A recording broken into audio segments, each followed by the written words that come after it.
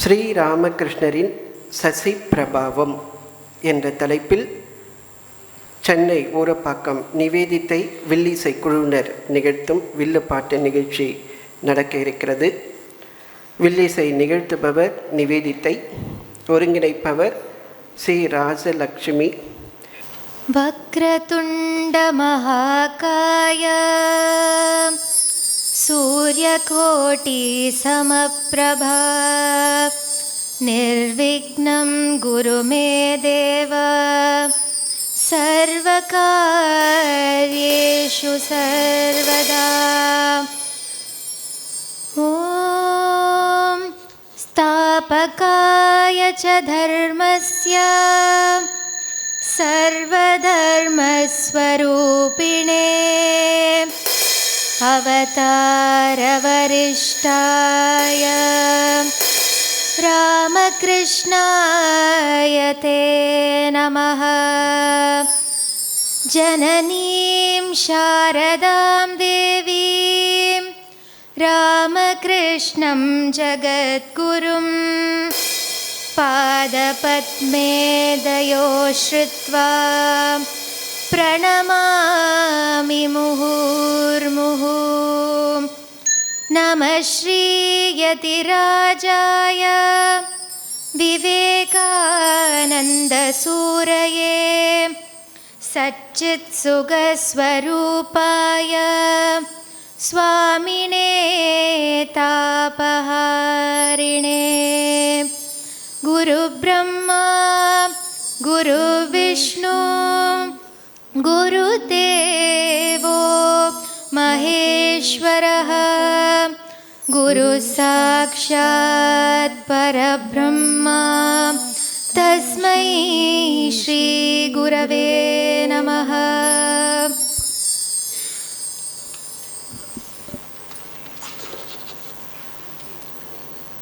தந்தனத்தோம் என்று சொல்லியே வில்லேனில் பாட ஆமா, வில்லேனில் பாட ஆமா, வில்லேனில் பாட வந்தருள் வாய்க்காலை மகளே. தந்தனத்தோம் என்று சொல்லியே வில்லேனில் பாட ஆமா, வில்லேனில் பாட ஆமா, வில்லேனில் பாட வந்தருள் வாய்க்காலை மகளே. அவர் மனதில் அமைதி ஒளி வாக்கினிலே ஞான ஒளி வாக்கினிலே ஞான ஒளி வாக்கினிலே ஞான ஒளி சேவையின் உருவமாய் வாழ்ந்தவராம் ஆமா வாழ்ந்தவராம். அவர் சரிதம் சொல்ல போறோம். சேவையின் உருவமாய் வாழ்ந்தவராம் ஆமா வாழ்ந்தவராம். அவர் சரிதம் சொல்ல போறோம். குரு சேவை ஒன்றே அவர் வாழ்வின் லட்சியமாம் வாழ்வின் லட்சியமாம் வாழ்வின் லட்சியமாம். குருவையை கடவுளாய் வழிபட்டாரே ஆமா வழிபட்டாரே. பக்தரை பற்றி சொல்ல போறோம். ஏழைகளின் துயர் தீர பாடுபட்ட மனிதநேயர் பாடுபட்ட மனிதநேயர். ஆன்மீக செல்வங்களை அனைவருக்கும் ஆமா அனைவருக்கும் கொண்டு சேர்த்த தூதரவர். தென்னாட்டு மக்கள் செய்த தவப்பயனாய் வந்தவராம் தவப்பயனாய் வந்தவராம் தவப்பயனாய் வந்தவர். அண்ணல் அவர் மகிமைகளை சொல்லிடவே ஆமா இந்த ஒரு நிகழ்ச்சி போதாதே. இங்கு வந்திருக்கும் மகாராஜுகளுக்கும் ஆமா இங்கு கூடியுள்ள பெரியவர்களுக்கும் ஆமா தாய்மார்களுக்கும் ஆமா எங்களுடைய குழுவின் சார்பாக வணக்கம். வணக்கம். சரி, வணக்கம் சொல்லியாச்சு. நம்மளோட நிகழ்ச்சியை தொடங்கலாம்ல? அப்படியே மெதுவா தொடங்குங்க. இருங்க இருங்க, அதுக்கு முன்னாடி நான் உங்ககிட்ட ஒரு கேள்வி கேட்கணுமே. எடுத்தோடனே கேள்வியா? சரி கேளுங்க. உங்களுக்கு என் மேல பாசம் இருக்குதானே? ஐயோ, எப்போவுமே இந்த கேள்வி உங்களுக்கு கேட்டுட்டே இருக்கீங்களே, எப்போவும் கேட்குறீங்க. சரி பரவாயில்ல, இன்னைக்கு இன்னொரு தடவை கேட்குறேன், பதில் சொல்லிட்டு போங்க. இருக்குமா, நிறைய இருக்கு, மேலே சொல்லு. சரி, அப்படின்னா நான் ஒரு சூழ்நிலை சொல்றேன், ஒரு சிச்சுவேஷன், அதுக்கு நீங்க பதில் சொல்லுங்க. சரி. இப்போ நான் வந்து சிட்டி தாண்டி அவுட்டர்ல இருக்கேன், நீங்க சிட்டியில இருக்கீங்க. சரி. எனக்கு ரொம்ப பிடிச்ச ஒரு உணவு பொருள், சாப்பிடுற பொருள் வந்து சிட்டியில தான் கிடைக்கும். சரி. இப்போ நீங்க என்ன பண்ணுவீங்க? ஒன்று நீங்கள் இப்போ ஆன்லைன்லலாம் ஆர்டர் போடலாம், டன்ஸோவில் போட்டு விடுவேன், இல்லை முடிஞ்சால் ஏதாவது கொடுத்து அனுப்பிச்சதுக்கு பார்ப்பேன் நான். ஓ, நீங்கள் அப்படி வரீங்க. சரி, ரைட்டு, விடுங்க. இப்போ ஆன்லைனு டன்ஸோ இதெல்லாம் இல்லாத காலம்னு வச்சுக்குவோம். இப்போ நீங்கள் என்ன பண்ணுவீங்க? என்ன பண்ணுவேன், ஒன்று நீங்கள் எப்போ எங்கள் வீட்டுக்கு வரீங்களோ அப்போ வாங்கி தருவேன், இல்லை நான் உங்களை பார்க்குற நேரம் வாங்கி தருவேன். அப்போது இதுக்காக நீங்கள் எனக்காக வாங்கிட்டு வந்து என் வீட்டில் கொடுக்க மாட்டீங்களா? ரொம்ப எமர்ஜென்சினா வரலாம், சின்ன சின்ன விஷயங்களுக்கெல்லாம் வரணுமான்னு யோசிப்பேன். அவ்வளோதானா? சரி, விடுங்க. சரி, மேலே சொல்லுங்க. இதுக்கும் அதுக்கும் என்ன சம்பந்தம்? அதுவா, நான் ஒரு நிகழ்ச்சி சொல்ல போறேன். அதுக்கு சம்பந்தம் இருக்கிறதுனால தான் இந்த கேள்வியை நான் கேட்டேன். சரி, சொல்லுங்க, கேட்குறோம். இப்போ நான் ஒரு 2 நிகழ்ச்சி சொல்ல போறேன். அது குருவுக்கும் சீடருக்கும் இடையே உள்ள ஒரு நிகழ்ச்சி. சரி. இந்த குருவுக்கு வந்து ஐஸ் சாப்பிட்றதுனா ரொம்ப பிடிக்குமா. ஓ. இந்த குரு மேல ரொம்ப பக்தியும் அன்பும் கொண்ட சீடர் ஒருத்தர் கல்கத்தாவுக்கு போயிருந்தப்போ ஐஸை பார்த்து வாங்கிட்டாரு. சரி. குரு வந்து வேற ஊர்ல இருக்காரு. சரி. நீங்க சொன்ன மாதிரி சீடர் வந்து சிட்டிலையும் குரு வந்து அவுட்டர்ல இருக்காரு. சரி, எப்படி கொண்டாந்து கொடுத்துருப்பாரு? நீங்களும் அந்த காலம்னு சொல்றீங்க. எப்படி அப்போ வந்து எடுத்துகிட்டு வரதுக்கு டன்ஸோ கிடையாது, எடுத்துகிட்டு வர கூலர் கிடையாது, அந்த தெர்மோகூல் பாக்ஸ் எல்லாம் கிடையாது. எப்படி எடுத்துகிட்டு வந்தாங்க? அவர் அந்த ஐஸை வாங்கி ஒரு ஈரத்துணி சுற்றி பேப்பரை சுற்றி என்னென்னமோ பண்ணி பத்திரமா அதை உருகாமல் என்னெல்லாம் பண்ணி கொண்டு வந்து சேர்க்க முடியுமோ கொண்டு வந்து குருவுக்கு கொடுத்தாரு. அடேங்கப்பா. அதுலயும் நடந்தே வந்தாருங்க. ஏன்னா அந்த காலம் இல்லையா, நடந்தே வந்தாரு. வந்த தூரம் எவ்வளவு தெரியுமா? 6 மைல். 6 மைல்னா கிட்டத்தட்ட 10 கிலோமீட்டர் இருக்குமாங்க. அவ்வளோ தூரமும் நடந்து வந்ததுல அந்த கடுமையான வெயில்ல அவருடைய காலில் உடம்புல எல்லாம் வந்து கொப்பளமே வர ஆரம்பிச்சிருச்சு. ஆனா அந்த வலி வேதனை எதுவுமே அந்த சீடருக்கு பெருசா தெரியல. ஓ, எவ்வளோ ஒரு நம்மளாம் இருந்தால் என்ன பண்ணுவோம், ஏதாவது வாங்கி கொண்டு வந்து கொடுப்போம். ஆனால் இவ்வளோ வெயிலில் வெறுங்காலோடு நடந்துலாம் சான்ஸே இல்லை.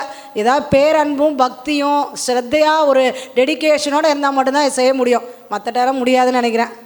இப்போ அடுத்த நிகழ்ச்சிக்கு போகிறேன். என்ன நிகழ்ச்சி அது? ஊரே திருவிழா கோலமாக இருக்குது, சரிங்களா? எல்லாரும் எல்லா மக்களும் திரண்டு திருவிழாவை பார்க்க போகிறாங்க. ஆமாம், திருவிழானா கொண்டாட்டம் கோலாகலம் மக்கள்லாம் சேர்ந்து போகிறோம், ஜாலியாக தான் இருக்கும். ஆனால் இந்த ஒரு சீடர் மட்டும் எங்கேயுமே போகல, ஒரு திருவிழாவுக்கு கூட போனதில்லை. ஏம்மா? ஏன்னா அவருக்கு அந்த திருவிழாவில் நடக்கிற கொண்டாட்டங்கள் கேளிக்கைகளை விட மிகவும் முக்கியமான விஷயம் இன்னொன்று இருந்தது. அப்போ ஒரு திருவிழா கூட அவர் பார்த்ததே இல்லைங்களா? அவர் போனது ஒரே ஒரு திருவிழாவுக்கு போனாரு. அது கூட அந்த குரு வந்து வற்புறுத்தி போ சொன்னதுனால போனாரு. அவருக்கு திருவிழாவை விட குருவோட இருக்கிறதும் குருவுக்கு சேவை செய்யறதும் தான் அவருக்கு முக்கியமான விஷயமா பட்டது. அப்படி குரு வற்புறுத்தி ஒரு தடவை போனாரு. சரி. அப்படியே போனவர் அங்க ஆட்டம் பாட்டம் அதுல எல்லாம் அவர் மனசு போகவே இல்லை. மக்கள் எல்லாம் ஒரு இடத்துல பேசிட்டு இருப்பாங்க, அதெல்லாம் அவர் கண்டுக்கவே இல்லை. இவர் என்ன பண்ணிட்டு இருந்தாரு? திருவிழானாலே சந்தையெல்லாம் இருக்கும்ல, அவர் அப்படியே நடந்து போறப்ப அங்க ஒரு கடை இருந்தது. அங்க போய் நின்னவர் சட்டுன்னு அந்த கடைவாசல்ல நின்றுட்டு அப்படியே பார்த்துட்டு இருக்காரு.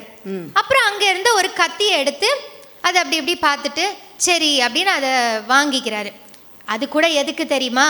அந்த கத்தி இருந்தா தன்னுடைய குருவுக்கு எலுமிச்சம்பழம் நறுக்கி கொடுக்கலாம், அதுக்கு இந்த கத்தி சரியா இருக்கும் அப்படின்னு பார்த்து வாங்கிட்டு வந்துடுறாரு. நான் நினைச்சேன் எப்படியும் அவருக்காக எந்த கடைக்கும் நிக்க போறது இல்லை, ஏன்னா அவருக்கு தான் எதுலையும் நாட்டமே இல்லையே, வாங்கினா குருவுக்காக தான் வாங்கியிருப்பாருன்னு நினைக்கிறேன். ஓ, நீங்க சொல்றத பார்த்தா நீங்க பாடின பாட்டுக்கும் இந்த நிகழ்ச்சிக்கும் பார்த்தீங்கன்னா ஒரு குருவை பத்தியும் சீடரை பத்தியும் சொல்ல போறீங்கன்னு தெரியுது. அப்ப அந்த குரு யாரு, அந்த சீடர் யாரு, அவங்க எப்படி சந்திச்சாங்க, அதெல்லாம் விவரமா சொல்லுங்க. சொல்றேன். அந்த குரு வேற யாரும் இல்ல, நம்ம குருதேவர் ஸ்ரீ ராமகிருஷ்ணர் தான். ராமகிருஷ்ணர் பல ஆண்டுகளா செய்த தவத்தின் மூலமா பல உண்மைகளை கண்டிருக்காரு. அவர் சொல்லாத தத்துவங்களே இல்லைன்ற அளவுக்கு அவ்வளோ விஷயங்கள் அவ்வளோ தத்துவங்களை அவர் சொல்லியிருக்காரு. ஆனால் அவர் இந்த தவம் செய்கிறதுலே வந்து பல ஆண்டுகள் கழிஞ்சிட்டதுனால எல்லா மக்கள்கிட்டையும் அவரால் அதை கொண்டு போய் சேர்க்க முடியல. ஆமாம், சரிதான். அதுக்காக அவர் என்ன பண்றாருன்னா, ரொம்ப தகுதி வாய்ந்த சில பேரை தேர்ந்தெடுத்து அவங்க கிட்ட அந்த விஷயங்கள் எல்லாம் சொல்லிட்டு குருதேவர் இந்த பூமியில இருந்து தன்னுடைய திருமேனியை விடுத்து மறைஞ்சிட்டாரு. இப்ப முத்து இருக்குல்ல, அது எப்படிங்க வருது? முத்து சிப்பிக்குள்ள தான் இருக்கும், சிப்பிக்குள்ள தான் வரும். அந்த முத்து எங்க இருக்கு? அந்த முத்தும் சிப்பியும் பார்த்தீங்கன்னா சாதாரணமாக மேலே எங்கேயும் கிடைக்காது. ஆழ்கடலுக்குள்ள தான் இருக்கும். முத்துல தான் அந்த சிப்பி இருக்கும். அப்படிப்பட்ட அந்த முத்தை நம்ம எல்லாம் பயன்படுத்தக்கூடிய பொருளா மாத்தி நம்ம கையில கொண்டு வந்து கொடுக்கறது யாரு? ஆழ்கடல்ல யாரு மூழ்கி முத்து எடுக்கிறாங்களோ, அவங்க சிப்பி எடுக்கிறாங்களோ அவங்களுக்கு தான் முத்து. அப்படி ராமகிருஷ்ணர் அளித்த தத்துவங்களாகிய முத்துக்களை மூழ்கி எடுத்து நம்ம கிட்டலாம் கொண்டு வந்து சேர்த்த ஒரு சிலர்ல ஒருத்தர் தான் நம்ம சசி மகாராஜ். அந்த சசி மகாராஜ் தான் அந்த சீடர். இவ்வளோ நேரம் நான் சொல்லிட்டு இருந்த சீடர் சசி மகாராஜ் தான். அவரை பத்தி தான் இன்னைக்கு நம்ம நிகழ்ச்சியில நான் உங்களுக்கு சொல்ல போறேன். சரி, சொல்லுங்க, கேட்குறோம். இப்போ இந்த சசி மகாராஜ் வந்து எப்படி குழந்தையிலேருந்து எப்படி வந்தாரு அப்படின்றதுலேருந்தே நான் வந்து உங்களுக்கு ஆரம்பிக்கிறேன். சொல்லுங்க. பக்தியும் இறை சிந்தனையும் நிறைந்த ஓர் குடும்பத்தில், பக்தியும் இறை சிந்தனையும் நிறைந்த ஓர் குடும்பத்தில் தேவியின் அருள் தன்னை பெற்ற குழந்தை ஒன்று பிறந்ததம்மா.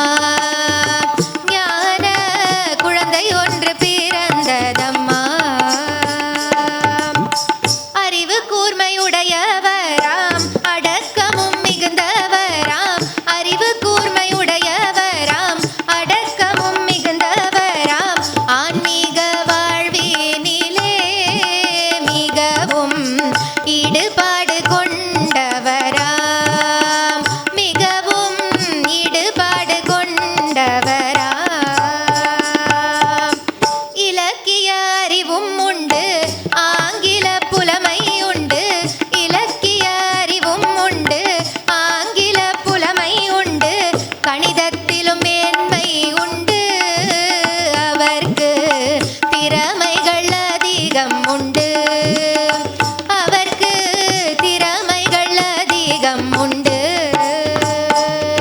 அவர் அன்னைக்கோ தியாக உள்ளம், தந்தைக்கோ பக்தி உள்ளம், அன்னைக்கோ தியாக உள்ளம், தந்தைக்கோ பக்தி உள்ளம், தியாகமும் பக்தியுமே இணைந்து சசி உருவில் வந்ததம்மா, உலகில் சசி உருவில் வந்ததம்மா. இப்போதான் நீங்கள் சாயுள்ளன்னு படித்தப்பறம் தான் தெரியுது. அவங்க அப்பா அம்மா பற்றி கொஞ்சம் சொல்லுங்களேன். அதாவது சசி மகாராஜோட தந்தை, அவங்க குடும்பமே வந்து இந்த ஆன்மீகத்தில் பூஜைகள் எல்லாம் ரொம்ப ஈடுபாடு உள்ள ஒரு குடும்பம். ஆனால் அவங்க அம்மா வந்து அதுக்கும் மேலே ஒரு படி. இப்போ நம்மளாம் சாதாரணமாக நமக்கு ஒரு பிரச்சனை வந்தால் என்னங்க பண்ணுவோம்? என்ன பண்ணுவோம்? கடவுள்கிட்ட ஒன்று தானாக புலம்பிப்போம். ரொம்ப முத்தி போச்சுன்னா கடவுள்கிட்ட போய் தேகி நின்றுட்டு என்ன பேசணுமோ பேசிட்டு வருவோம். சரி, அவங்க என்ன பண்ணாங்க? அவங்களும் இதை மாதிரி தானே செய்திருப்பாங்க. இல்லை, ஒரு சில நேரங்களில் நம்ம என்ன செய்வோம், ஒரே ₹1 முடிஞ்சு வச்சுட்டு இது நல்லபடியாக நடக்கணும். ஆமாம் ஆமாம், அதெல்லாம் செய்வோம். தேங்காயை உடைக்கிறேன். ஆமாம் ஆமாம், அது செய்வோம். சில பேர்லாம் வந்து உனக்கு இது நடந்ததுன்னா உனக்கு வைர மாலை போடுறேன், அவங்க வசதிக்கு ஏற்ப அவங்க எண்ணங்களுக்கு ஏற்ப அது எல்லாமே மாறுபடும். ஒரு சில பேர் வந்து ரொம்ப எக்ஸ்ட்ரீம் எல்லைக்கு போய் என் கையை தரேன், காலை தரேன், அப்படி வெட்டியே கொடுத்துட்றேன், அந்த மாதிரிலாம் கூட சில பேர் இருப்பாங்க. ஆமாம், அது தீவிர பக்தி, ரொம்ப பிரச்சனைகள் அதிகமாக இருந்துச்சுன்னா செய்வாங்கன்னு நினைக்கிறேன். அப்படி கையை வெட்டி மொத்தமாக கொடுத்துட்டா கூட அன்னைக்கு ஒரு நாள் ரொம்ப வலிக்கும். அதுக்கப்புறம் அந்த கை இல்லாமலையோ கால் இல்லாமலையோ ரொம்ப கஷ்டப்படணும். இல்லைன்னு சொல்லலை. ஆமாம், அப்படி இல்லாம இருக்கும்போது அதை பயன்படுத்தாம இருக்கிறது இயல்பு. சரி, ஒரு கை இல்லைன்னு வைங்க, இந்த கை இல்லை அப்படின்ட்டு நம்ம இன்னொரு கையை வச்சு எல்லா வேலையும் செஞ்சுக்குவோம், அது இயல்பு. ஆனா சசி மகாராஜோட அம்மா, சசி மகாராஜோட தம்பிக்கும் தங்கைக்கும் உடம்பு சரியில்லாம போனப்போ தேவி கிட்ட பிரார்த்தனை பண்ணிக்கிறாங்க. என்ன பிரார்த்தனை? என்னுடைய குழந்தைகளுக்கு உயிர் பிச்சை கொடு. பதிலா என்ன தரேன்னு சொன்னாங்க தெரியுமா? என்ன தரேன்னு சொன்னாங்க? என்னுடைய வலது கைய உனக்கு காணிக்கையா தரேன்னு. வெட்டி கொடுக்கறது இல்லைங்க, கை அவங்க கிட்டயே தான் இருந்தது. ஆனா என்னைக்கு அந்த அம்மா அப்படி சொன்னாங்களோ அன்னிலேருந்து ஒரு நாள் கூட, எப்படி ஒரு நாள் கூட, ஒரு வேலைக்கு கூட தன்னுடைய சொந்த வேலைக்கு அவங்க அந்த கையை பயன்படுத்தினதே இல்லை. ஓ, வலது கையை பயன்படுத்தினதே இல்லையா? அவங்க வச்சுக்கிட்டே அந்த கையை வச்சு ஒரு வேலை செய்யாம இருக்கணும்னா அதுக்கு எந்த அளவுக்கு மனசு ஒரு திடமா இருந்திருக்கணும். எப்பவுமே வந்து அந்த ஒரு சிந்தனை தெளிவா இருக்கும்போது தான் அவங்களால அதை செஞ்சிருக்க முடியும். ஆமா, தேவியோட கைங்கரியங்களுக்கு பூஜைகளுக்கு மட்டும்தான் அவங்க அந்த வலது கரத்தை பயன்படுத்தியிருக்காங்க. அப்ப சொந்த வேலைக்கு அவங்க பயன்படுத்தினதே இல்ல. ஆமா, இப்படி அவங்க அம்மாவுக்கு அந்த அளவுக்கு ஒரு பக்தி, மன உறுதி, அப்படிப்பட்ட ஒரு உன்னதமான மனுஷி அவங்க. அவங்களுக்கும் அவங்க அப்பாவும் ஒரு சிறந்த பக்திமான். இவங்க 2 பேருக்கும் பிறந்த ஒரு குழந்தை எப்படி இருக்கும்? அம்மாவே 8 அடி பாஞ்சா நம்மளுக்கே தெரியும் அந்த பழமொழி. குழந்தை 16 அடி பாஞ்சிருக்கும். மேல சொல்லுங்க. சசி மகாராஜும் சின்ன வயசுலேருந்தே ஆன்மீகத்தில் அதுலெல்லாம் அவருக்கு ரொம்ப நாட்டம் உண்டு. அதுக்காக வந்து பூஜை இதுன்னு போனதுனால அவர் வந்து படிக்க மாட்டார் அப்படிலாம் கிடையாது. படிப்புலேயும் அவர் வந்து டாப்பில் தான் இருந்திருக்காரு. சரிம்மா, நீங்க சொல்லிட்டீங்க சின்ன வயசுல வந்தாரு. எந்த வயசுல அவர் வந்திருப்பாருமா அந்த ஆன்மீக இதுக்கு? அவர் சின்ன வயசுலேருந்தே நல்லா பூஜையெல்லாம் பண்ணுவாராங்க. சாயங்காலம் 6 மணிக்கு உட்கார்ந்தா அடுத்த நாள் காலையில் 6 மணி வரைக்கும் தூங்க மாட்டாரு, பூஜை செய்வாரு. கவனம் சிதறாம பூஜை செய்வாரு. அது முக்கியம் இல்ல. அப்படிப்பட்ட சின்ன வயசுலயே கொஞ்சம் பக்குவமான அந்த சசி மகாராஜ் ராமகிருஷ்ணரை சந்திக்கிறாரு. எத்தனாவது வயசுல சந்திச்சிருப்பாருமா? அது அவருடைய 20 வயசு இருக்கும். அப்ப 20 வயசுனா யோசிச்சு பாருங்க, நம்மளோட அந்த 20 வயசு மனம் தடுமாற வயசு. அந்த மாதிரி இருக்கிற டைம்ல அந்த வயசுல ஒரு நிதானமாக தெளிவான சிந்தனையில இருந்ததுனால தான் இவ்வளோ பெரிய மகானோட தொடர்பு கிடைச்சிருக்கு. எவ்வளோ ஒரு பக்திமானா இருந்திருக்கணும் அவர். பக்தி அதெல்லாம் தாண்டி சசி மகாராஜ் கிட்ட ஒரு தேடல் இருந்தது. அந்த தேடலும் ஆர்வமும் தான் அவரை ஸ்ரீ ராமகிருஷ்ணரை சந்திக்க வச்சுது. இப்ப சசி மகாராஜும் ராமகிருஷ்ணரும் சந்திச்சுட்டாங்க. குருதேவர் அவர்கிட்ட முதல்ல என்ன கேட்டாரு தெரியுமா? என்ன கேட்டாரு? நீ நம்புறது உருவக்கடவுளையா அருவக்கடவுளையான்னு கேட்டாரு. சசி மகாராஜையா என்ன சொன்னாங்க? அவருக்கோ வந்து அப்ப மனநிலை எப்படி இருந்ததுன்னா, கடவுள் இருக்காருன்னு சொல்றதையே முழுசா நம்புறதா வேண்டாமான்ற ஒரு மனநிலையில இருந்தாரு. சரி. ஆனா இத மறைக்காம குருதேவர் கிட்ட சொன்னாரு. எனக்கு இந்த மாதிரி கடவுள் இருக்கிறதையே முழுசா நம்புறதா வேண்டாமான்ற ஒரு நிலையில இருக்கேன். அப்படி இருக்கும்போது நீங்க கேட்குற கேள்விக்கு எப்படிங்க நான் பதில் சொல்ல முடியும்னு அப்படின்னு உண்மையா எதையும் மறைக்காம உறுதியா சொன்னாரு. ஆமா, ஒரு குரு கிட்ட எப்பயுமே உண்மையா இருக்கணும் இல்லையா? அதை கரெக்டா செய்திருக்காரு சசி மகாராஜையா. சசி மகாராஜ் அப்படி உண்மையா வெளிப்படையா பேசினது குருதேவருக்கு ரொம்ப பிடிச்சி போச்சு. அது ஒரு நிறைவை கொடுத்தது அவருக்கு. ஏன்னா அவர் உண்மையை பேசினதுனால தான் அவருக்கு அந்த நிறைவு கிடைச்சிருக்கு. அப்ப குருதேவருக்கு இன்னொரு விஷயமும் நல்லாவே தெரியும். அவருக்கு தெரியாததா? அவர் புரிஞ்சுக்கிட்டாரு. சசி மகாராஜுக்கு வந்த இந்த குழப்பமோ இந்த சந்தேகமோ ஏதோ ஒரு வாக்குவாதத்துக்காகவோ இல்லை ஒரு திமிருக்கோ இல்லை ஒரு வெதந்தாவாதத்துக்கோ வந்த சந்தேகம் கிடையாது. உண்மையா இறைவனை தேடுகிற ஒரு உள்ளம், அந்த ஏக்கத்தினால வந்த சந்தேகம் அப்படின்றது குருதேவருக்கு நல்லாவே தெரியும். அதனால அடுத்த தடவை வரும்போது நீ தனியா வாப்பா அப்படின்னு சொல்லி சசி மகாராஜா அனுப்புறாரு. இவரும் போடாரா தனியா? பிறகு இருங்க, அவரு சசி மகாராஜ் குருதேவரை பார்த்தாரு, பேசிட்டாரு, எல்லாம் முடிஞ்சுது. திருப்பி வந்துட்டாரு. வந்தப்புறம் அவருக்கு ஒரு மாதிரி மனசு நெருடிட்டே இருக்கு, ஒரு மாதிரி வருத்தப்பட்டுட்டே இருந்தாரு. இருங்க, இப்போ ஒரு குரு மகானையோ இல்லை ஆன்மீக யாரையாவது பார்த்தாலே நம்மளுக்கு என்ன தரும்? ஒரு மன அமைதி வந்துடும், நிம்மதி வந்துடும். இவருக்கு ஏன் நெருடல் வந்தது? அதுக்கு காரணம் அவர் சந்திச்சப்ப அங்க நடந்த ஒரு நிகழ்வு தான். அது என்ன நிகழ்வு? இப்ப நம்மளே வந்து ஏதோ ஒரு வெளி இடத்துக்கு போறோம், இல்லை எங்கேயோ போறோம். அங்க நம்மளை விட வயசுல பெரியவங்களோ இல்ல ஒரு குருவோ அவங்கெல்லாம் இருந்தா நம்ம என்ன செய்வோம்? அவங்க காலில் விழுந்து ஆசீர்வாதம். இது நம்மளோட கலாச்சாரம். அப்படிதான் சசி மகாராஜும் குருதேவரை சந்திச்ச உடனே அவருடைய திருப்பாதங்களை தொட்டு வணங்க போனாரு. அப்பதான் குருதேவர் அவருக்கு ஒரு டெஸ்ட் வச்சாரு. என்ன டெஸ்ட் வச்சிருப்பாரு? சட்டுன்னு தன்னோட காலை பின்னாடி இழுத்துக்கிட்டாரு. அவரை தொட அனுமதிக்கல. ஆமா, சட்டுன்னு இழுத்துக்கிட்டாரு. இப்ப இதே நம்மளா இருந்தோன்னு வைங்க, அந்த இடத்துல நமக்கு மனசு ரொம்ப வருத்தப்பட்டிருக்கோம். நம்ம என்ன நினைச்சிருப்போம்? என்னெல்லாம் நம்ம பேசியிருப்போம். கண்டிப்பா பேசலனாலும் மனசுல நினைச்சிருப்போம் நிறைய விஷயம். கண்டிப்பா. ஏன்னா இவருக்கு என்ன தெரியும்? முதல் தடவை என்னை பார்த்துருக்காரு, எனக்கு என்னை பற்றி என்ன தெரியும்? இவரை போய் பார்க்க வந்தோமே, இனிமேல் பார்க்கவே கூடாதுன்னு ஒரு ஃப்ரஸ்ட்ரேஷனில் அடுத்த தடவை வந்தே இருக்க மாட்டோம். ஆனால் இவர் என்ன பண்ணாரு? நம்ம தான் ரொம்ப ஈஸியாக எல்லாரையும் ஜட்ஜ் பண்ணி எல்லாத்தையும் தப்பாக தானே நம்ம நினைப்போம். ஆனால் சசி மகாராஜ் அப்படி இல்லை. அவருக்கு மனசு வருத்தமாக இருந்தது. ஆனால் ஏன் தெரியுமா? இப்படிப்பட்ட ஒரு மகான அவருடைய பாதங்களை நம்மளால தொட முடியாம போச்சே, அதுக்கான தகுதி நம்ம கிட்ட இல்லாம போயிடுச்சே, எப்படி இப்படிப்பட்ட ஒரு தூயவரை தொடுறதுக்கு நம்ம கிட்ட தகுதி இல்லையேன்னு அவர் தன்னைய பத்தி தான் நினைச்சுக்கிட்டாரு. அவரையே திருப்பி திருப்பி கேள்வி கேட்டுக்கிறாரு, நான் என் தகுதியை வளர்த்துக்க என்ன செய்யணும் அப்படின்னு கேட்டுக்கிறாரு. அவரே அதுக்கு ஒரு வழியும் கண்டுபிடிச்சாரு. என்ன அதாவது தகுதியை வளர்த்துக்கணும். இப்போ நம்மளுக்குலாம் ஒரு பிரச்சனையோ இல்லை ஒரு பொருளோ இல்லை ஒரு மாணவன்ட்ட நீ ஏன் மார்க் கம்மியாக வாங்கினானே கேட்குறோம் வச்சுக்கோங்களேன். ஒன்று ஆசிரியர் சரியாக பாடம் எடுக்கலை, இல்லை அவுட் ஆஃப் சிலபஸ்ல இருந்து கொஸ்டின் வந்துடுச்சு, தான் படிக்காதையோ மறந்ததையோ அதெல்லாம் தன்னோட தகுதியே எதுவுமே என்ன பண்ணணுன்றது சொல்றது கிடையாது. பரவாயில்ல, இவர் தன்னோட தகுதியை வளர்த்துக்கிறதுக்கு அப்படி என்ன செஞ்சாரு? அவர் கண்டுபிடிச்ச வழி என்னன்னா, என்ன வழி? தூய்மையான குருதேவருக்கு சேவை செய்யறது தான் அவர் கண்டுபிடிச்ச வழி. ஆஹா, மகத்துவமான வழி. மீண்டும் மீண்டும் குருதேவர் கிட்ட போகணும், அவருக்கு சேவை செய்யணும், அதுதான் சசி மகாராஜ் கண்ட வழி. இங்க நம்மளாம் இன்னொரு விஷயம் ஒன்று கவனிக்கணும். என்ன விஷயம்? நம்மளும் பல நேரங்களில் நம்ம வாழ்க்கையை மேம்படுத்திக்க, அதாவது செல்ஃப் டெவலப்மெண்ட் அப்படின்னு சொல்லிட்டு நிறைய முடிவுகள் எடுப்போம், நிறைய திட்டங்கள் போடுவோம், அதை அடையறதுக்கு வழிகள்லாம் கூட வகுத்து வச்சிருப்போம், டீட்டெயிலாக பிளான்லாம் போடுவோம். ஆனால் எத்தனை பேர் அதை நம்ம செயல்படுத்துகிறோம்? இல்லை செயல்படுத்தினாலும் எத்தனை நாளைக்கு நம்ம அதை செயல்படுத்துகிறோம் சொல்லுங்க? அட ஏன் கேட்குறீங்க, வருஷம் நியூ இயர் ஆனால் ஒரு விஷயம் பண்ணுவோம், ரெசல்யூஷன்.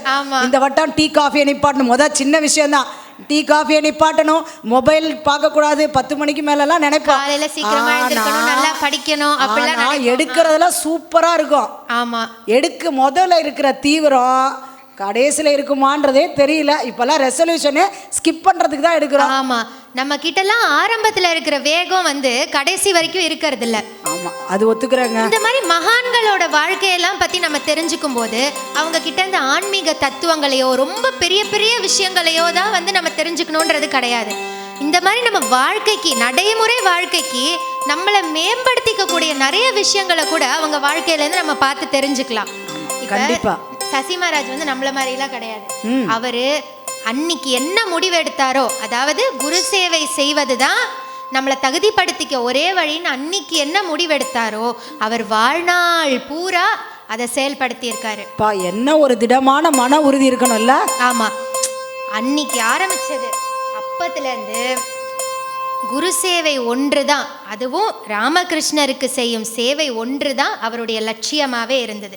அன்னைக்கில இருந்து சசி மகாராஜ் ராமகிருஷ்ண சேவையே உயிர் மூச்சாய் வாழ்ந்தாரே, ராமகிருஷ்ண சேவையே உயிர் மூச்சாய் வாழ்ந்தாரே, தன்னலமே சிறிதும் இன்றி குரு சேவை செய்தாரே, தன்னலமே சிறிதும் இன்றி குரு சேவை செய்தாரே, ராமகிருஷ்ண சேவையே உயிர் மூச்சாய் வாழ்ந்தாரே, தன்னலமே சிறிதும் இன்றி குரு சேவை செய்தாரே, எந்த பணியை செய்தாலும் குருதேவரை சிந்தையில் வைப்பார், எந்த பணியை செய்தாலும் குருதேவரை சிந்தையில் வைப்பார், குருதேவரின் நாமத்தை எந்நேரமும் மனதில் வைப்பார், குருதேவரின் நாமத்தை எந்நேரமும் மனதில் வைப்பார், ராமகிருஷ்ண சேவையே உயிர் மூச்சாய் வாழ்ந்தாரே,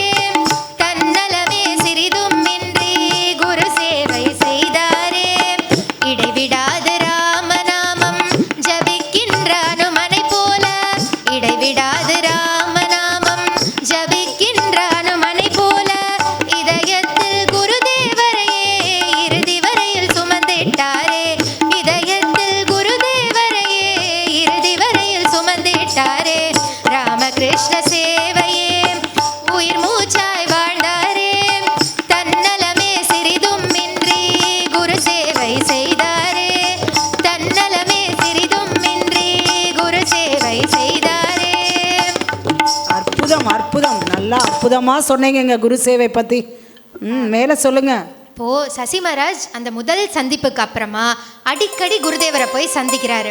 சரி, இப்ப நம்ம மனசு ஒரு பக்குவப்பட்ட நிலைக்கு வந்துருச்சுன்னு வைங்களேன், அதாவது இறைவனை நோக்கி நம்ம போறதுக்கான அந்த பக்குவப்பட்ட நிலைக்கு வரும்போது அதுக்கான முயற்சியும் தேடலும் நம்ம கிட்ட இருக்கும்போது அந்த இறைவனே நமக்காக ஒரு குருவோட வடிவுல நம்மளை கைட் பண்ணி அவர்கிட்ட அழைச்சிக்குவாரு. ஆமா, அதாவது குருன்றவர் வந்து கைடு மட்டும் கிடையாது, காடே வந்து அவர்தான். ஆமா, சொல்லுவாங்கல்ல, குருவருள் இருந்தால் மட்டுமே திருவருள் பெற முடியும். இப்ப இந்த இதை வந்து சசி மகாராஜுக்கு உணர்த்துற விதமா ஒரு நிகழ்ச்சி நடந்தது. அது என்ன நிகழ்ச்சிங்க? ஒரு நாள் சசி மகாராஜ் வந்து எதையோ பரபரப்பா அப்படியே தேடுற மாதிரி எதையோ யோசிச்சுட்டே வந்து குருதேவர் இருந்த அறை வழியா நடந்து போறாரு. சரி. அப்ப குருதேவர் வந்து, நீ யாரை அப்பா தேடுகிறாய்? நீ யாரை தேடுகிறாயோ அவர் இங்கே இருக்கிறார், இங்கே இங்கேன்னு அவரை காண்பிச்சு சொல்றாரு. ஓஹோ. இப்படி அவர் சொல்லவும் அது வந்து சசி மகாராஜோட மனசுல ஒரு ஆழ்ந்த மாறுதலை ஏற்படுத்துச்சு. ஓ. அவர் அப்போ உணர்ந்தாரு, நம்ம தேடுகின்ற பரம்பொருள் வேற யாரும் இல்ல, குருதேவர் தான் அந்த பரம்பொருள்ன்றத அன்னைக்கு உணர்ந்தாரு சசி மகாராஜ். ஓ, அவர் தேடினதுக்கான விடை கிடைச்சதா? அவர் தேடலுக்கான விடை கிடைச்சது. அன்னில இருந்து குருதேவர் தான் அவருடைய வாழ்க்கையின் வழி, அவர் தான் அவருடைய வாழ்க்கையின் லட்சியம்னே ஆச்சு. சரி, மேல சொல்லுங்க. துறவு இல்லாம ஆன்ம முன்னேற்றம் இல்லைன்னு குருதேவர் சொல்லுவாராம். சரிங்க, துறவுனா இந்த காவி உடை தரித்து தங்களோட குடும்ப வாழ்க்கையை விடுத்து சந்நியாசம் வாங்கிக்கிறது, அதை பத்தியா சொன்னாங்க அவங்க? குருதேவர் சொன்ன துறவுன்றது அது மட்டும் இல்லைங்க, மேல இது வந்து அதையும் தாண்டின ஒரு விஷயம். அது ஒரு மனப்பக்குவம். இந்த உலக அனுபவங்களுடைய முடிவுல நிறைவுல இயல்பா நமக்கு வர்ற ஒரு தகுதி. குருதேவர் சொல்லுவாராம், வாழ்க்கையை எல்லாரும் நல்லபடியா வாழுங்க. சரி. உங்களுக்கு தேவையான இன்பங்கள் எல்லாத்தையுமே அனுபவிச்சுக்கோங்க. சரி. நம்மெல்லாம் அனுபவிக்கிறதுக்காக, அதாவது அவர் சொல்லுவாரா, நீங்கெல்லாம் அனுபவிக்கிறதுக்காக தானே இந்த பரந்த உலகத்தை தேவி படைச்சிருக்கா. அப்ப அந்த இன்பங்கள் எல்லாம் அனுபவிச்சுக்கோங்க. சரி. ஒண்ணு மட்டும் ஞாபகம் வச்சுக்கோங்க. அது என்ன? இந்த இன்பங்கள் எல்லாம் உங்ககிட்ட இருந்து வர்றது கிடையாது. சரி. இது எல்லாமே தேவியினுடைய கருணை. ஓஹோ. இங்க உங்களுக்கு கிடைக்கக்கூடிய எல்லாமே அவள் கொடுப்பது அப்படிங்கறத என்னைக்குமே மறந்துடாதீங்க, அத நினைவுல வச்சுக்கோங்க அப்படின்னு சொல்றாங்க. நான் நினைக்க கூடாதுன்றத தெளிவா சொல்லியிருக்கிறாரு. இப்படி நம்ம நினைக்க இயல்பா தன்னாலேயே வந்து நம்ம மனசு இந்த உலக விஷயங்கள் எல்லாம் விட்டுட்டு அந்த தேவியோட திருப்பாதங்களை நோக்கி நாடி போக ஆரம்பிச்சிடும். ஆமா, ஸ்ரீ ராமகிருஷ்ணர் சொன்ன துறவுன்றது இந்த மனப்பக்குவத்தை தான் அவர் வந்து சொல்றாரு. ஓ, சரியா சொன்னீங்க. சசி மகாராஜ் தான் உணர்ந்துக்கிட்டாரு அவருடைய பரம்பொருள், அவருக்கு அண்ட பரம்பொருள் குருதேவர் தான். ஆமா. அப்போ அவரை பொறுத்த வரைக்கும் அவருக்கு வரும் இன்பங்கள் எல்லாமே குருதேவர் கொடுப்பது, அவருக்கு நடக்கக்கூடிய எல்லா விஷயங்களும் குருதேவரால நடத்தப்படுவது, குருதேவர் கொடுப்பதுன்னு அவர் அன்னில இருந்து அப்படியே நினைச்சாரு. குருவே சரணம், குருவே சரண் அடைஞ்சிட்டாரு முழுமையா. எந்நேரமும் அவர் மனசு வந்து ஸ்ரீ ராமகிருஷ்ணரையே தான் சுத்தி வந்துட்டே இருக்கும். அவர்கிட்ட பக்தி செலுத்துறது மட்டும்தான் சசி மகாராஜோட லட்சியமாவே இருந்தது. ஆமா, அவர் விரும்பினது அதான், குரு சேவை தான் அவர் விரும்பினது. பக்தின்னு சொல்லவும் தாங்க எனக்கு இன்னொன்னு ஞாபகம் வந்தது. என்ன பக்தி ஞாபகங்க? எந்தவித குறிக்கோளும், வேறு எந்த குறிக்கோளும், எந்தவித ஆசைகளும் இல்லாத ஒரு உயர்நிலை ஞானம் தான் பக்தின்னு மகான் ராமானுஜர் சொல்லுவாரு. அப்படிப்பட்ட ஒரு சிறந்த பக்தி தான் வந்து சசி மகாராஜ் கிட்ட வெளிப்பட்டது. இப்போ ஒருத்தரும் வந்து நம்மளோட பக்தியை ஒரு விதமா வெளிப்படுத்துவோம். சில பேர் பாடல் மூலம், சில பேர் பஜனை மூலம், சில தியானத்தின் மூலம் அவங்களால எந்தெந்த வழிமுறையில் பக்தியை வெளிப்படுத்த முடியுதோ அப்படி வெளிப்படுத்தினாங்க. ஏன்னா எல்லாருனாலையும் கீர்த்தனை பாட முடியாது, எல்லாருனாலையும் கதைகள் சொல்ல முடியாது, சும்மா கூட சில பேர் கண்ணை மூடி பக்தியை வெளிப்படுத்துவாங்க. சசி மகாராஜ் அவருடைய பக்தியை சேவை மூலமா வெளிப்படுத்தினார். சரி. இப்போ அப்படியே நாட்கள் குருதேவருக்கு செய்யும் சேவையிலேயே அப்படியே போகுது. என்னன்னா இப்போ வந்து குருதேவருக்கு கொஞ்சம் உடல்நிலை சரியில்லாம ஆகுது. காலை நேரத்துலலாம் இளம் துறவிகள்லாம் வந்து அவருக்கு பணிவிடை செய்ய ஆரம்பிக்கிறாங்க. சரி. இரவு நேரத்துல சுவாமி விவேகானந்தர் வந்து பணிவிடைகள் செஞ்சு குருதேவரை பார்த்துக்கிறாரு. சரி சரி. அப்படியே சசி மகாராஜும் அவரோட சசி மகாராஜ் அப்புறம் இன்னும் சில மகாராஜுகள்லாம் அவரோட சேர்ந்துக்கிறாங்க. காலை நேரத்துல சசி மகாராஜ் வீட்டுல இருப்பாரு. சரி. அவருக்கு உண்டான வேலைகளை வீட்டுல செய்வார். இரவு நேரத்துல குருதேவரோட வந்து தங்கி அவருக்கான பணிவிடைகளை செஞ்சு அவருக்கு சேவை செய்வார். சரிம்மா, அவங்க வீட்டுல ஒண்ணுமே கேட்க மாட்டாங்களா? அதாங்க இப்ப அவருக்கு முன்னாடி ஒரு பெரிய கேள்வி ஒண்ணு வந்தது. என்ன கேள்வி வந்தது? கேள்வின்றதை விட அதை ஒரு மன போராட்டம்னே கூட சொல்லலாம். என்ன மன போராட்டம்? ஏன் வந்தது? சசி மகாராஜ் காலேஜ் வயசு அவருக்கு. ஓ ஆமாமா, சின்ன வயசுல இங்க வந்துட்டாருன்னு சொன்னீங்கல்ல. காலேஜ் படிச்சிட்டு இருந்தாரு. சரி. அவரும் நான் சொன்னேன் சின்ன வயசுலயே நல்லா படிப்பாரு. அப்ப இப்ப கேட்க வேணுமா? அவர் வேற வீட்டுக்கு மூத்த பிள்ளை. மூத்த பிள்ளைனாலே சமதான். ஏகப்பட்ட கமிட்டேஷன் எல்லாமே அவருக்கு இருக்கும், இருந்திருக்கணும். ஆமா. இப்பதான் அவருக்கு முன்னாடி ஒரு 2 கேள்விகள் வருது. என்னென்ன கேள்வி? ஒண்ணு குருதேவருக்கு செய்யும் சேவை. சரி. இன்னொன்னு பெற்றோர்களோட எதிர்பார்ப்பு. இது ரெண்டுத்துல எந்த பக்கம் போறது அப்படின்னு அவருக்கு ஒரு கேள்வி. ஆமா, நம்மளுக்கெல்லாம் என்ன சொன்னா இதுவா அதுவானா நம்ம ஆசிலேஷன்லயே காலத்தை தள்ளிடுவோம். சசி மகாராஜ் என்ன முடிவு எடுத்தாரு? சசி மகாராஜோ குரு சேவை, குருதேவருக்கு செய்யும் சேவைன்னு வரும்போது மற்ற எந்த விஷயமுமே அவருக்கு பெருசா தெரிஞ்சதே இல்லை. இப்பயும் அப்படிதான். குரு சேவைன்னு எடுத்த உடனே அவருக்கு மற்ற விஷயம்லாம் ஒரு பொருட்டாவே இல்லை. அதன் விளைவு என்னாச்சு தெரியுமா? என்னாச்சு? வீட்டுக்கு போறத நிறுத்தினாரு, படிப்பை நிறுத்தினாரு. சரி. மொத்தமா குருவுக்கான சேவைக்காகவே தன்னை முழுசா அர்ப்பணிச்சிட்டாரு. ஆஹா, அப்ப அவங்க வீட்டுல ஏற்கனவே திட்டினாங்கன்னு சொல்றீங்க. அப்ப இன்னும் இப்ப என்ன பண்ணிருப்பாங்க? அவங்க அப்பா வந்து ஒரு பெரிய போராட்டமே நடத்தி பார்த்தாரு, ஒன்றும் வேலைக்கு ஆகல. சரி. பக்கத்துல இப்ப இருக்கிற மாதிரி தானே அப்பையும் அக்கம் பக்கத்துல இருந்தாலே வந்து யார் வாழ்க்கைக்காவது போய் அட்வைஸ் பண்ண போவாங்கல்ல, அது மாதிரி அங்க பக்கத்துல இருந்தவங்களும் சசி மகாராஜுக்கு வந்து அட்வைஸ் பண்றாங்க. ஆமா, அட்வைஸ் சொல்றதா நம்மளுக்கெல்லாம் தான் சூப்பர். நிறைய பேர் சொல்லியிருப்பாங்களே. நிறைய என்ன சொல்றாங்கன்னா, நீ வந்து குரு சேவை செய்யறதுன்னு முடிவெடுத்துட்ட, சரி செய், உன்னை வேண்டானே சொல்லல, எக்ஸாமை எழுதிட்டு போய் செய்ய வேண்டியதானே. ஆமா, அவங்களும் சொல்றது கரெக்ட் தானங்க. சொல்லணும்னு வைங்களேன், அவர் எங்க இங்கதான் இருக்க போறாரு, நம்ம அப்படித்தானே சொல்லுவோம். ஆமா, அவர் எங்க ஓடியா போறாரு, இங்க தானே இருப்பாரு, நீ எக்ஸாம முடி, அதானே முக்கியம், அப்படித்தானே பேசுவோம். அந்த மாதிரி தான் அவங்க பக்கத்துல இருந்தவங்க எல்லாம் சொல்றாங்க, எக்ஸாம் எழுதிட்டு குருதேவருக்கு சேவை செய்யலாமேப்பா அப்படின்னு. இவரு ஒரே ஒரு கேள்வி அவங்க கிட்ட கேட்டாரு. என்ன கேள்வி? எல்லாரும் வாயடைச்சு போற மாதிரி ஒரு கேள்விதான் கேட்டாரு. அப்படி வாயடைச்சு போறமா? என்ன கேள்விமா கேட்டாரு? பூலோக வாழ்க்கையிலே நிரந்தரம் எதுவும் இல்லை, நாளை நடப்பதை யார் அறிவார். பூலோக வாழ்க்கையிலே நிரந்தரம் எதுவும் இல்லை, நாளை நடப்பதை யார் அறிவார். தேர்வெழுதும் நாள் வரையில் உயிருடன் இருப்பேன் என்று உறுதியை நீங்கள் அளிக்க முடியுமா? தேர்வெழுதும் நாள் வரையில் உயிருடன் இருப்பேன் என்று உறுதியை நீங்கள் அளிக்க முடியுமா? கண்முன்னே காட்சி தரும் கடவுளை விட்டு விட்டு வேறெதையோ தேடுவதா படிப்பு? கண்முன்னே காட்சி தரும் கடவுளை விட்டு விட்டு வேறெதையோ தேடுவதா படிப்பு? தத்துவ சுரங்கமாய் குருநாதர் இருக்கையிலே சேவை செய்வதுவே படிப்பு. தத்துவ சுரங்கமாய் குருநாதர் இருக்கையிலே சேவை செய்வதுவே படிப்பு. நல்ல ஒரு கண்டிப்பா அவங்க எல்லாம் வாயை மூடியிருப்பாங்க தான். ஏன்னா யாரும் உத்தரவாதம் கொடுக்க முடியல. நிமிஷத்துக்கு நிமிஷம் ஏற்படுற மாற்றங்கள் நம்மளே கண் கூட பார்க்குறோம் இல்லையா? அதனால அவங்க யாரும் பதில் சொல்லியிருக்க முடியாதுதான். மேலே என்ன நடந்துச்சு? அதுக்கப்புறமா அவர் குரு சேவைக்குன்னே அவருடைய வாழ்க்கையில் அது மட்டுமே அவருடைய லட்சியமாக இருந்தது.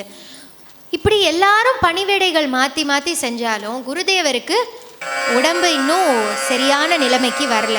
அப்படியே கொஞ்சம் நாட்கள் போக போக இன்னும் மோசமாக தான் ஆயிட்டு இருந்தது. அதனால இவங்கெல்லாம் மருத்துவரோடைய ஆலோசனைப்படி காற்றோட்டமான ஒரு இடத்துக்கு குருதேவரை அழைச்சிட்டு போனோன்றாங்க. அதனால காற்றோட்டமான காசிப்பூர் பகுதிக்கு இவங்கெல்லாம் மாறி போறாங்க. சரி. அங்க வந்து ஒரு அம்மா எப்படி குழந்தைய கவனிச்சுப்பாலோ, சும்மாவே வந்து அம்மா வந்து குழந்தைகளை அப்படி பார்த்துப்பா. அதுவும் குழந்தைக்கு உடம்பு சரியில்லைன்னா எங்கேயாவது எழுந்தாது போவாளா, எப்படி பார்த்துப்பா. அந்த மாதிரி ஒரு குழந்தைய எப்படி அம்மா பார்த்துப்பாலோ அந்த மாதிரி சசி மகாராஜ் குருதேவரை கவனிச்சுக்கிட்டாரு. எவ்வளோ ஒரு அற்புதம் இல்லை? இப்படி அவர் குருதேவரை பார்த்து பணிவிடையெல்லாம் செஞ்சுட்டு இருக்காரு. ஆனாலும் குருதேவருடைய இறுதி நாட்கள் வருது. அவதார புருஷராகவே இருந்தாலும் அவரும் இந்த பூமியை விட்டு ஒரு மனிதனா பிறந்திருக்கும் போது, அவதாரம் எடுத்திருக்கும் போது மறையிறது இயற்கை தான் இல்லையா? ஆமா. கடைசி நாட்கள்ல குருதேவருக்கு மூச்சு விடவே ரொம்ப சிரமப்படுது. அப்ப சசி மகாராஜ் மேல சில தனகாணிகள் எல்லாம் அடுக்கி வச்சு சாய்வா அப்படியே படுத்துக்கிட்டு அவர் மேல சாஞ்சுதான் ஓய்வு எடுத்துக்கிறாரு. அந்த சமயத்துல தான் விவேகானந்தர் கிட்ட மற்ற சீடர்கள் எல்லாம் ஒப்படைக்கிறாரு. இனிமே எல்லாத்தையும் நீந்தா பாத்துக்கணும் அப்படின்னு ஒப்படைக்கிறாரு. இது எல்லாமே ஒப்படைச்சிட்டு குருதேவர் இந்த திருமேனியை விடுத்து இந்த உலக வாழ்க்கையிலேருந்து மறைஞ்சிட்டாரு. இப்போ மற்றவங்களுக்கு தான் குருதேவர் மறைஞ்சிட்டதா இருக்கு. ஆனால் சசி மகாராஜுக்கோ அவர் நுண்ணுடலா, அதாவது சூக்ஷ்ம சரீரமா வாழ்றதாவே நம்பினாரு. ஓ அப்படியேவா? அப்பத்துல இருந்து தான் சசி மகாராஜோட அர்ச்சாவதார சேவை ஆரம்பமாச்சு. அப்படின்னா என்னம்மா அர்ச்சாவதார சேவைனா என்னம்மா? இப்ப நீங்க அடிக்கடி கோயில் போறீங்கல்ல? ஆமா அடிக்கடி நான் முடிஞ்ச எப்பெல்லாம் டைம் கிடைக்குதோ ஓடிடும் தான். அங்க கருவறையில இருக்கிறத நீங்க என்னன்னு நினைப்பீங்க? சிலையா பாப்பீங்களா கடவுளா பாப்பீங்களா? கடவுளா பாக்குறதுனால தான் கோயிலுக்கு போறேன். அப்படி விக்கிரகத்தை நம்ம கடவுளா பார்த்து வழிபாடுகள்லாம் செய்யறோம், பூஜைகள்லாம் செய்யறோம் இல்லையா? ஆமா, அதுக்கு பேர் தான் அர்ச்சாவதார வழிபாடு. ஓஹோ, சசி மகாராஜும் அதை தான் பண்ணாரு. சரி, இப்ப இங்க குருதேவருடைய படம் இருக்கு இல்லையா? ஆமா இருக்கு. நிறைய பேர் என்ன நினைப்பாங்க, அது ஒரு புகைப்படம். ஆமா, சாதாரண மனிதர்கள் ஒரு பக்குவத்துக்கு வராதவங்களுக்கு அது ஒரு புகைப்படம். ஆமா, ஆனா திடீர்னு பாக்குறவங்களுக்கு அது புகைப்படம். ஆனா சசி மகாராஜுக்கு அது ஒரு புகைப்படமா அவர் பார்க்கல. குருதேவர் அதுல வாழ்றதாவே நம்பினாரு. சரி, குருதேவர் இந்த திருமேனியோட இருக்கும்போது அவர் எப்படியெல்லாம் சேவை செஞ்சாரோ, எப்படியெல்லாம் பணிவிடை செஞ்சாரோ, அதே மாதிரிதான் குருதேவர் இந்த திருமேனியை விடுத்து மறைஞ்சதுக்கு அப்புறமும் அவருக்கு சேவைகளை செஞ்சுட்டே இருக்கும். அந்த புகைப்படத்துக்கு அப்படி சேவை செஞ்சாராங்க. அவரை அந்த புகைப்படத்துல ராமகிருஷ்ணர் தானே வாழ்றதா நினைச்சாரு. அதை வச்சு அவருக்கு எப்படியெல்லாம் நெய்வேத்தியம், அவர் இருக்கும்போது அவருக்கு என்னெல்லாம் உணவு பார்த்து பார்த்து கொடுப்பாரோ அதே மாதிரி நெய்வேத்தியம் வைக்கிறது. சில நேரம் புழுக்கமா இருக்கும்போது குருதேவருக்கு புழுங்குமேனு ராத்திரி நேரத்துல கூட பூஜை அறையை திறந்து வழக்கத்துக்கு மாறா குரு பக்திப்பா இது. நாம பக்கத்துல கரண்ட் குழந்தைகளுக்கு கூட இப்பெல்லாம் வீசுறது கிடையாது. இப்படியா குருதேவருக்கு பணிவிட செய்யறது, அவருக்கான சேவைகளை செய்யறது, தன் கூட இருந்த சகோதர சீடர்கள் எல்லாம் அன்பா அக்கறையா பாத்துக்கிறது, அப்புறம் வழிபாடுகள் பூஜைகள்னு இப்படியே சசி மகாராஜோட வாழ்க்கை போகுது. சரி, அந்த காலத்துல எல்லாம் பல நாட்கள் அவங்க அந்த சீடர்கள்லாம் உணவுக்கே வழி இல்லாம நிறைய நாட்கள் கஷ்டப்பட்டிருக்காங்க. அப்படிப்பட்ட மோசமான நாட்கள்லாம் வரும்போது சசி மகாராஜ் என்ன பண்ணுவாராம், எப்பவுமே பூஜை வழிபாடுன்னு இருக்கிறவர் தானே. ஆனா இந்த மாதிரி கஷ்டமான நாட்கள் வரும்போது மதியானம் ஒரு 2 மணி நேரம், இப்ப எப்படி இங்க மடத்துக்கு எதிர்த்தாப்புல ஒரு பள்ளி இருக்கு பாத்தீங்களா, அது மாதிரி அப்ப அவங்க இருந்த இடத்துக்கு பக்கத்துலயும் ஒரு பள்ளி இருக்குமா. சரி, அங்க போய் மதியானம் அவருக்கு தான் நிறைய விஷயங்கள் தெரியும் இல்லையா? ஆமா, நீங்க சொன்னீங்களே ஆங்கில புலமை, கணித புலமை, இலக்கிய புலமை, இவ்வளவு ஞான அறிவு இருந்திருக்கு அவருக்கு. அந்த 2 மணி நேரம் மதியான நேரத்துல போய் அந்த பள்ளியில உட்கார்ந்து வகுப்புகள் எடுப்பாரு. அதுல கிடைக்கிற அந்த பணத்தை, வருமானத்தை வச்சு மடத்துக்கு தேவை அத்தியாவசிய தேவைகள், குருதேவருக்கு நெய்வேத்தியம் வைக்கிறதுக்கு, தன் கூட இருக்கிற சீடர்கள்லாம் பசியோட இருக்கக்கூடாது அப்படின்னு அதுக்காக அவர் போயிட்டு வருவாரு. அவருடைய அந்த சேவை வழிபாடு அதெல்லாம் தள்ளி வச்சுட்டு அவர் போயிட்டு வருவாரு. இதெல்லாம் நீங்க தள்ளி வச்சாருங்க. அவருக்கு குரு சேவையே செய்யணும்னு நினைக்கிறவரு இதெல்லாம் எப்படிமா செஞ்சாரு? ஏன்னா அவர் ஒரு தாயுள்ளம் கொண்டவருங்க.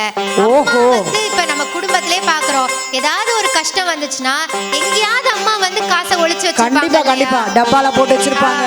இல்லைன்னா அவங்க தையல் மிஷின் ஏதாவது கத்திருப்பாங்க, அந்த காதா அதுல ஏதாவது வழிமுறை பண்ணுவாங்க. ரசத்தை அதாவது குழம்ப ரசமா மாத்துவாங்க.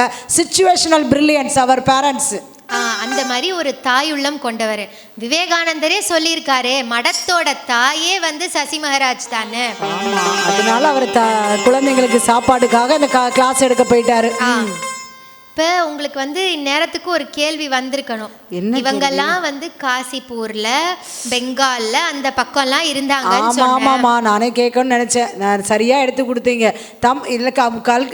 ஆசிரம்னாலே கல்கட்டா அப்படின்னு சொல்லிட்டீங்க முதல்ல. இப்போ நம்ம தமிழ்நாட்டுக்கு எப்போ வந்தாங்க, அதுவும் சென்னையில் எப்போ ஆரம்பிச்சாங்க, இதுக்கு காரணம் என்ன?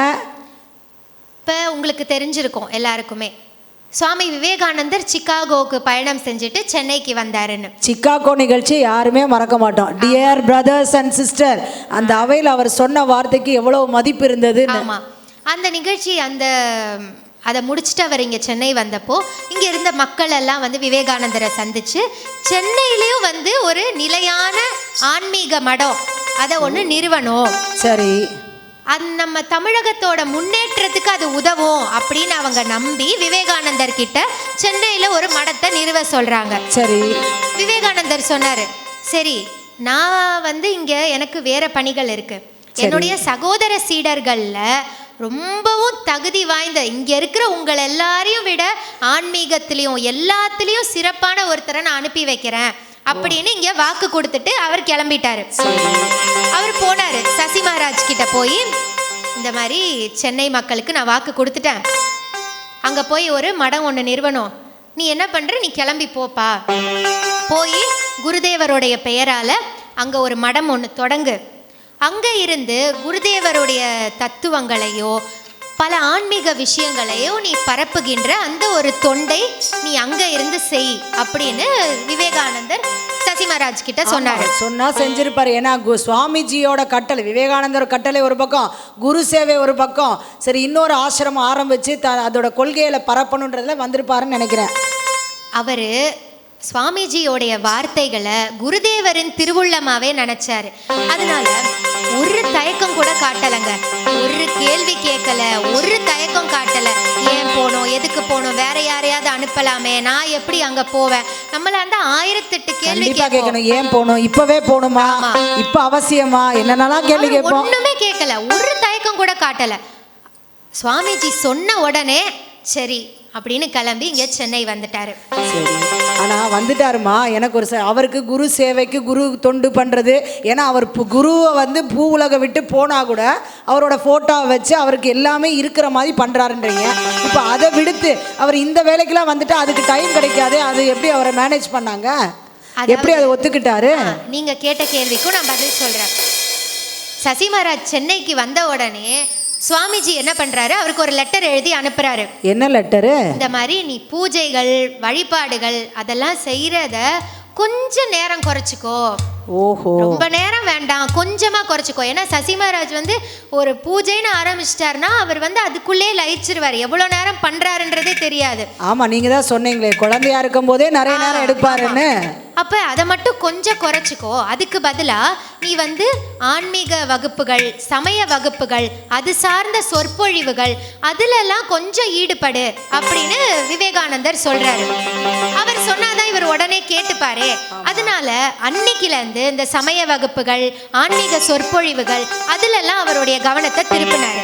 இப்போ நீங்கள் கேட்டதுக்கு சொல்கிறேன், அவருக்கு குரு சேவை தான் வந்து அவருக்கு எந்நேரமும் அதுலேயே மனசு இருந்தால் போதும், அதையே செஞ்சுட்டு இருந்தால் போதும்னு நினைக்கிறவர் தான். அதுலேயே லகிச்சிட்டு இருக்கணும் தான் நினைச்சார் அவர். ஆனால் என்ன தெரியுமா, பூஜையோ வழிபாடோ செஞ்சால் மட்டும்தான் அது குரு சேவைன்னு அவர் நினைக்கல.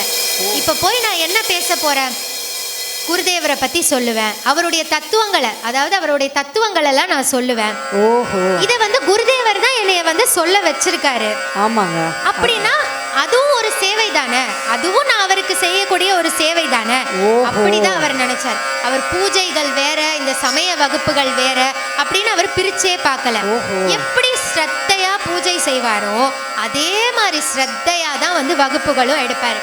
இப்ப இந்த ஆடிட்டோரியம் மாதிரி நிறைஞ்சு இருந்தாலும் சரி, இல்ல 4 பேர் வந்து முன்னாடி உட்கார்ந்து இருந்தாலும் சரி, பெரிய கூட்டம் இருந்தா அவர் எப்படி வகுப்பு எடுப்பாரோ 4 பேர் இருந்தாலும் அப்படியே தான் வகுப்பு எடுப்பார். இப்ப ஆளை பார்த்தா நிறைய சொல்றது, யாருமே இல்லைன்னா கம்மியா சொல்றது, எதுக்கு எனர்ஜி வேஸ்ட் பண்ணிக்கிட்டு, அப்படிலாம் அவர் நினைச்சதே இல்லை. அவருக்கான வேலையை, அவருக்கான அந்த பணியை, குருதேவருடைய அந்த பணியை அவர் சரியா செஞ்சாரு. இப்ப வகுப்புக்கு யாருமே வரலன்னு கூட வைங்களேன், எந்திருந்தெல்லாம் போயிட மாட்டார் அவரு. என்ன செய்வாரு? இப்ப 1 மணி நேரம் வகுப்பு நேரம் அப்படின்னா அந்த 1 மணி நேரமும் அங்க உட்கார்ந்து அவர் தியானம் பண்ணுவாரு. இப்போ ஒரு சில பேர்லாம் கூட அவர்கிட்ட கேட்டிருக்காங்க, நீங்க இவ்வளோ எஃபர்ட் போட்டு இவ்வளோ முயற்சி எடுத்து சொல்றீங்க, எத்தனை பேர் கவனிக்கிறாங்கன்னு தெரியாது, பல பேர் வரல, அப்ப நீங்க ஏன் வந்து இப்படி எல்லாம் சொல்றீங்க அப்படின்னு கேட்கும்போது அவர் சொல்லுவாராம், இது நான் குருதேவருக்காக செய்யும் பணி, இதுவும் குரு சேவை. சரி, அதை விட முக்கியமா இன்னொன்னு என்னன்னா, நான் சொல்றேன்ல அதை நானும் கேட்கிறேன், அதை கேட்க கேட்க வந்து எனக்கு ஆனந்தம் உண்டாகுது. அதனால அவர் வந்து அந்த அந்த பணியை விடாம வந்து செஞ்சுட்டே இருந்தாருங்க. மேலும் நீங்க அப்ப கூட சொன்னீங்களே, எல்லாமே அவர் குருநாதரா பாக்குறதுனால அவர் இந்த ஃபுல் இடத்துல இருக்காருன்ற நம்பிக்கையிலே இன்னும் சொல்லிட்டே இருந்திருப்பாருன்னு நினைக்கிறேன். இப்ப எந்த ஒரு விஷயமா இருந்தாலுமே, இப்போ ஒரு தனிநபரை சார்ந்ததோ இல்லை ஒரு குழுவான மக்களை சார்ந்ததோ இல்லை ஒரு ஆர்கனைசேஷன் ஒரு நிறுவனமாகவே இருக்கட்டுமே, இப்போ ஆரம்பிக்கிறோன்னா அந்த ஆரம்பித்த ஒரு சில வருஷங்களுக்குள்ள பல பிரச்சனைகளை அது சந்திக்கும். கண்டிப்பாக இருக்கும். ஒரு சின்ன வீட்டில் ஒரு ஃபங்க்ஷனோ இல்லை சின்ன ஏதாவது வீட்டில் ஒரு நிகழ்ச்சினாலே நம்மளுக்கு எல்லா நெருக்கடி இருக்குது. ஆள் பற்றாக்குறை, நிதி நெருக்கடி இருக்கிற எல்லாமே இருக்கும். அண்டர்ஸ்டாண்டிங் எதுவும் இருக்காது. காட்டுக்கு ஒருத்தர் இழுத்தாங்கன்னா மேட்டுக்கு ஒருத்தர் இழுப்பாங்க. இங்கேயும் அப்படி இருந்திருக்கும். சசி மகாராஜு இங்கே வந்து மடம் ஆரம்பிச்ச அந்த நாட்கள்ல நிறைய பிரச்சனைகளை சந்திச்சாரு.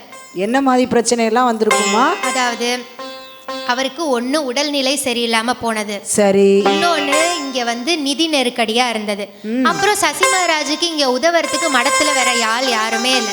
எல்லா பணிகளையும் நிறைய நேரம் அவரே செய்யற மாதிரி இருந்தது. கஷ்டம்தான். அதையும் தாண்டி முக்கியமான விஷயம் என்ன தெரியுமா, இங்கே வந்து மக்கள் வந்து போதுமான அளவுக்கு ஆதரவு கொடுக்காம இருந்தது. ஆமாங்க, நம்ம மக்கள்லாம் வந்து நல்ல விஷயத்துக்கு லேட்டாக தான் ஆறுதல் கொடுப்பாங்க. வேண்டாத விஷயம்னா அது இந்த காலத்தில் உடனே லைக் பண்ணுங்க, ஷேர் பண்ணுங்க, சேட் அப்படி ஓடும் அவருக்கு. ஆனால் அந்த காலத்தில் கஷ்டம்தாம்மா. அது என்ன எப்படி சமாளித்தார் அவர்? நம்மளா இருந்தால் புலம்பியே தீர்த்திருப்போம். சசி மகாராஜுக்கும் நம்ம தான் இப்போ வந்து சொல்லும் போது சசி மகாராஜ் எவ்வளோ பிரச்சனையை பார்த்தாரு தெரியுமா அப்படின்னு நம்ம தான் உட்காந்து சொல்லிக்கிட்டு இருக்கோம். ஆனால் சசி மகாராஜுக்கு இதெல்லாம் ஒரு பிரச்சனையாகவே தெரிஞ்சதில்லை. இதெல்லாம் ஒரு விஷயமே இல்லை அவருக்கு. அவர் எதை நினச்சும் கலங்கினதே இல்லைங்க. இப்போ நமக்கு ஏதோ ஒன்று நடக்குது, ஏதோ பிரச்சனை வருதுன்னா நம்ம என்ன பண்ணுவோம், உட்காந்து வர்றவங்க போறவங்க கிட்டலாம் புலம்பிப்போம் இல்லையா? ஆனா சசி மகாராஜ் வந்து ரொம்ப அவருக்கு வந்து ஒரு மாதிரி இருக்கு, தாங்க முடியாத மாதிரி ஏதோ ஒன்று நடக்குது அப்படின்னா அவர் என்ன தெரியுமா பண்ணுவாராம்? என்ன பண்ணுவாரு? குருதேவர் அறைக்கு போவாரு. சரி. சில நேரங்கள்ல அன்பா பேசுவாரு, சில நேரங்கள்ல உரிமையோட வந்து கொஞ்சம் சத்தம் போட்டும் கூட பேசுவாரு குருதேவர் கிட்ட. ஏன்னா அவருக்கு அந்த உரிமை எடுத்துக்கிட்டாரு அவர்கிட்ட இருந்து. சரி. இப்படி அவருக்கு எதுவுமே ஒரு விஷயமா தெரிஞ்சதில்லை. எல்லாத்தையும் குருதேவர் பார்த்துக்குவாருன்னு அவர்கிட்டயே விட்டுருவாரு. சரி. இப்ப மத்தவங்க எல்லாம் வந்து கேட்டா கூட வைங்களேன், என்ன சொல்லுவாரு? இது ஏதோ பத்தல, அதுக்கு ஏதோ பத்தல, அது என்ன செய்ய போறீங்கன்னு கேட்பாங்க அப்படின்னு மத்தவங்க எல்லாம் வந்து கேட்டா கூட சசி மகாராஜ் என்ன சொல்லுவாராம்? என்ன சொல்லுவாரு? குருதேவர் அருள் இருக்க கவலைகள் நமக்கு எதற்கு, அப்படிதான் அவங்க கிட்ட சொல்லுவாராம். குருதேவர் அருள் இருக்க கவலைகள் நமக்கு எதற்கு, அவரிடம் சரணடைந்தால் அனைத்தையும் அவர் பார்த்து கொள்வார். குருதேவர் அருள் இருக்க கவலைகள் நமக்கு எதற்கு, அவரிடம் சரணடைந்தால் அனைத்தையும் அவர் பார்த்து கொள்வார். குருதேவர் அருள் இருக்க கவலைகள் நமக்கு எதற்கு.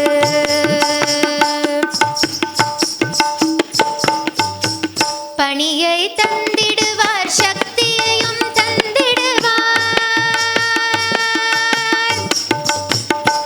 ஒரு பணியை தந்திடுவார், சக்தியையும் தந்திடுவார். ஆற்றலாய் நம் உள்ளே வந்து பணியை வெற்றி அடைய செய்வார். ஆற்றலாய் நம் உள்ளே வந்து பணியை வெற்றி அடைய செய்வார். குருதேவர் அருள் இருக்க கவலைகள் நமக்கு எதற்கு, அவரிடம் சரணடைந்தால் அனைத்தையும் அவர் பார்த்து கொள்வார். குருதேவர் அருள் இருக்க கவலைகள் நமக்கு எதற்கு.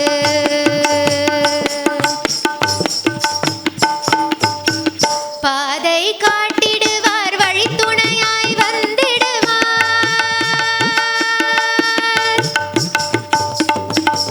பாதை காட்டிடுவார், வழித்துணையாய் வந்திடுவார். தடையேதும் நடுவில் வந்தால் தகர்த்து விட்டு வழிவகுப்பார். தடையேதும் நடுவில் வந்தால் தகர்த்து விட்டு வழிவகுப்பார்.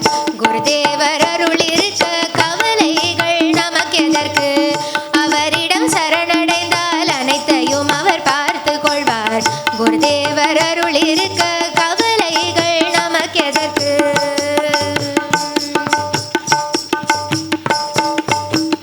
என்ன துன்பம் வந்தாலும் என்ன துயர் வந்தாலும்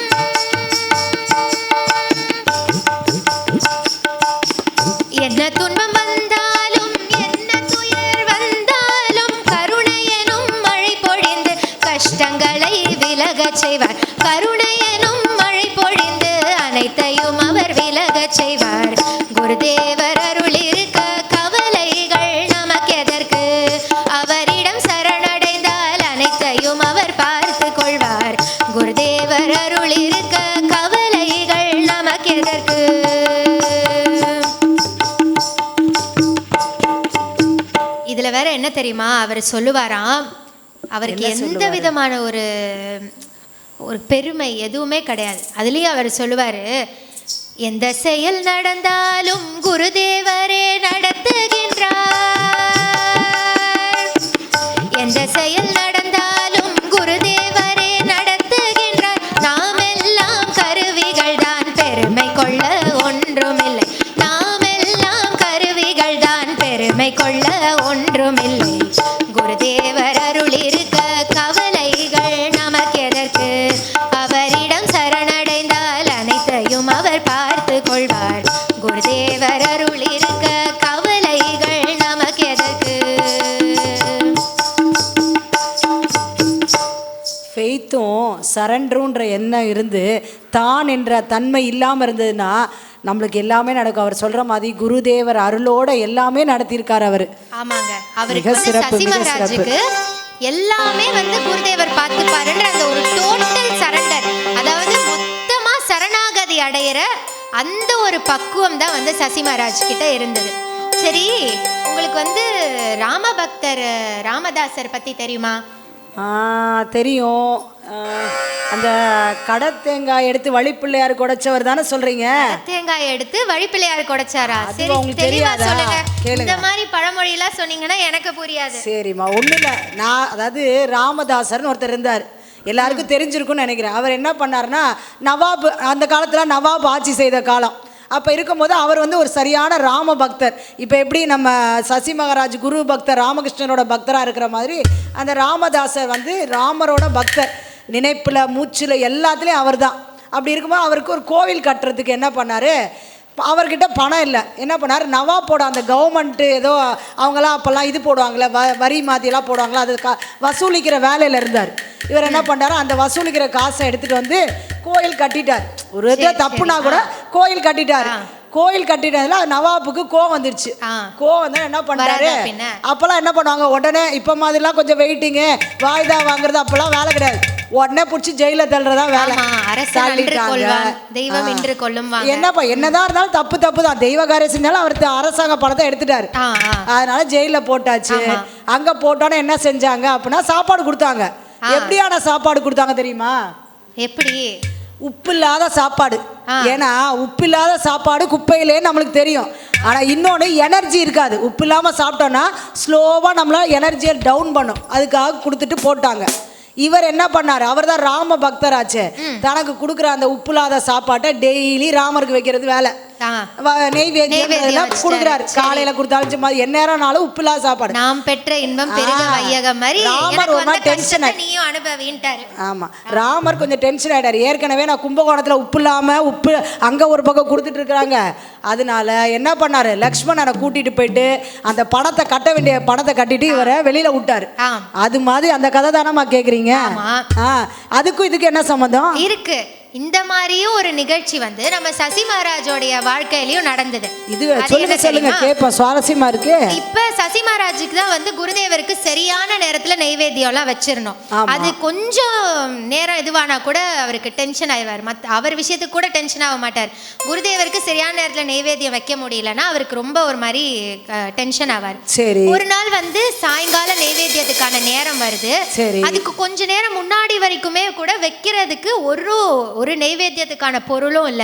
ஏதாவது தயார் பண்ணி வைக்கலாம்னா அதுக்கான பொருளும் இல்ல. அவர் என்ன பண்ணாரு தெரியுமா? டக்குன்னு குருதேவரோட அந்த பூஜை அறைக்கு போனாரு. கதவை திறந்துட்டு உள்ள போய் அங்க நின்னுட்டு, சரி இங்க பாருங்க, நான் வேற ஒரு ஊர்ல இருந்தேன். ஆமா, அங்கேருந்து நீங்க தானே என்னைய புடிச்சு இங்க சென்னைக்கு கூட்டிட்டு வந்தீங்க. நீங்க தானே என்னை இங்க அழைச்சிட்டு வந்தீங்க. இங்க வேற எனக்கு உதவிக்கு யாருமே இல்லாத மாதிரியும் பண்ணிட்டீங்க. கஷ்டம்தான். இனிமே என் தேவைகளுக்காகவோ இல்ல உங்களுடைய தேவைகளுக்காகவோ எதுக்குமே நான் யாருக்கிட்டையும் வெளியே போய் எதுவுமே கேட்க மாட்டேன். ஏதாவது கிடைச்சா அதை உங்களுக்கு நைவேத்தியமா படைப்பேன். அதையே நானும் பிரசாதமா சாப்பிட்டுக்குவேன். அப்படி ஒண்ணுமே கிடைக்கலையா, அப்ப அவங்க பீச்சு பக்கம், நம்ம கடற்கரை பக்கம் இருக்கிற இடத்துல தான் அவங்க இருந்தாங்க. சரி, அப்ப அவர் என்ன பண்ணாரு, இங்க பாருங்க கடற்கரை இருக்கு, அங்கேருந்து போய் மண்ணை அள்ளிக்கிட்டு வருவேன். உங்களுக்கு அதையே நான் நைவேத்தியம் நைவேத்தியமா படைப்பேன். ஆஹா, அதையே நானும் பிரசாதமா சாப்பிட்டுக்குவேன் அப்படின்னு உறுதியா சொல்லிட்டு வந்துட்டாரு அவரு. உறுதியா சொல்லிட்டு வந்தாரு. அவர் சொல்லிட்டு வந்து கொஞ்ச நேரத்திலேயே ஒரு பக்தர் வந்து கொஞ்சம் கோதுமை மாவு, கொஞ்சம் கல்கண்டு, நெய், அதுக்கப்புறம் ட்ரை ஃப்ரூட்ஸு இதெல்லாம் கொடுத்துட்டு கூட ஒரு 5 ரூபாய் வந்து காணிக்கையா கொடுத்துட்டு சசி மகாராஜை வணங்கிட்டு கிளம்புறாரு. என்ன இப்ப புரியுதுங்களா? அதாவது குருதேவருக்கு தன்னோட சீடரை பத்தி தெரியும். ஆமா, அவரோட பற்றுறுதியை பத்தி தெரியும், அவரோட வைராக்கியத்தை பத்தி தெரியும். ஆகா, இவர் சொன்னதை செஞ்சிருவாரு, மண்ணை நம்மளுக்கு கண்டிப்பா கொண்டு வந்து நெய்வேத்தியம் வச்சிருவாரு, பரவாயில்ல நம்மளாவது சாப்பிட்டுக்கலாம். அவருக்கு அவர் சீடர் மேல அக்ஞானம். நம்ம சீடர் அதே சாப்பிட்டு அவருக்கு ஏதாவது உடம்பு முடியாமதுன்னா என்ன பண்ணிட்டு கட கடன் ஆள் அனுப்பிச்சு எல்லாத்தையும் கொடுத்துட்டாரு. அந்த மாதிரி பாருங்க, எவ்வளவு ஒரு ஒற்றுமையான, இப்படி ஒரு உன்னதமான சீடரும் கிடைக்க முடியாது, குருவும் கிடைச்சிருக்க முடியாது. இப்படிதான் வந்து சசி மகாராஜ் அவருக்கு என்ன பிரச்சனை வந்தாலும் குருதேவர்கிட்டயே போய் எல்லாத்தையும் சொல்லி குருதேவரும் அவருக்கு அருள் செஞ்சு எல்லாத்தையும் சரி பண்ணி வச்சிருவார். இப்போ சசி மகாராஜ் இங்கே சென்னையில் மடம் நிறுவி ஒரு பணிகளாக செஞ்சுட்டு இருந்தார் இல்லையா, சமய வகுப்புகள் அதெல்லாம் தாண்டி அவருக்கு முக்கியமான அவருடைய பணியில் இன்னொன்று என்னன்னா ஜெயந்தி விழாக்கள், மடத்தில் நடக்கக்கூடிய ஜெயந்தி விழாக்கள். ஆமாம், இப்போ விவேகானந்தர் சொல்லுவார், எந்த ஒரு விழாக்கள் எந்த ஒரு நிகழ்ச்சினாலுமே முதல்ல வர்றவங்களுக்கு வயிறார உணவு கொடுக்கணும், அதுக்கப்புறமா ஆன்மீக உணவும் கொடுக்கணும் அப்படின்னு விவேகானந்தர் சொல்லுவாரு. ஆமா, இருக்குல்ல, செவிக்கு உணவில்லாத போது சிறிதேனும் வயிற்றுக்கு ஈயப்படும் சொல்லுவாங்க. அப்ப சொன்னது விவேகானந்தர் ஆச்சு. இவ வேற இந்த விஷயத்த கண்டிப்பா செஞ்சிருப்பாரு. அதுலயும் வந்து சசி மகாராஜ் இந்த பிரசாத விஷயத்துலலாம் ரொம்ப கவனமா இருப்பாராம். இப்போ யார் வந்து மடத்துக்கு வந்தாலும் அவங்களுக்கு பிரசாதம் கொடுக்காம அனுப்பவே மாட்டாராம். அந்த தேங்காய் லட்டை கொடுக்காம அனுப்பவே மாட்டாராம். கூப்பிட்டு எல்லாருக்கும் கொடுப்பாராம்.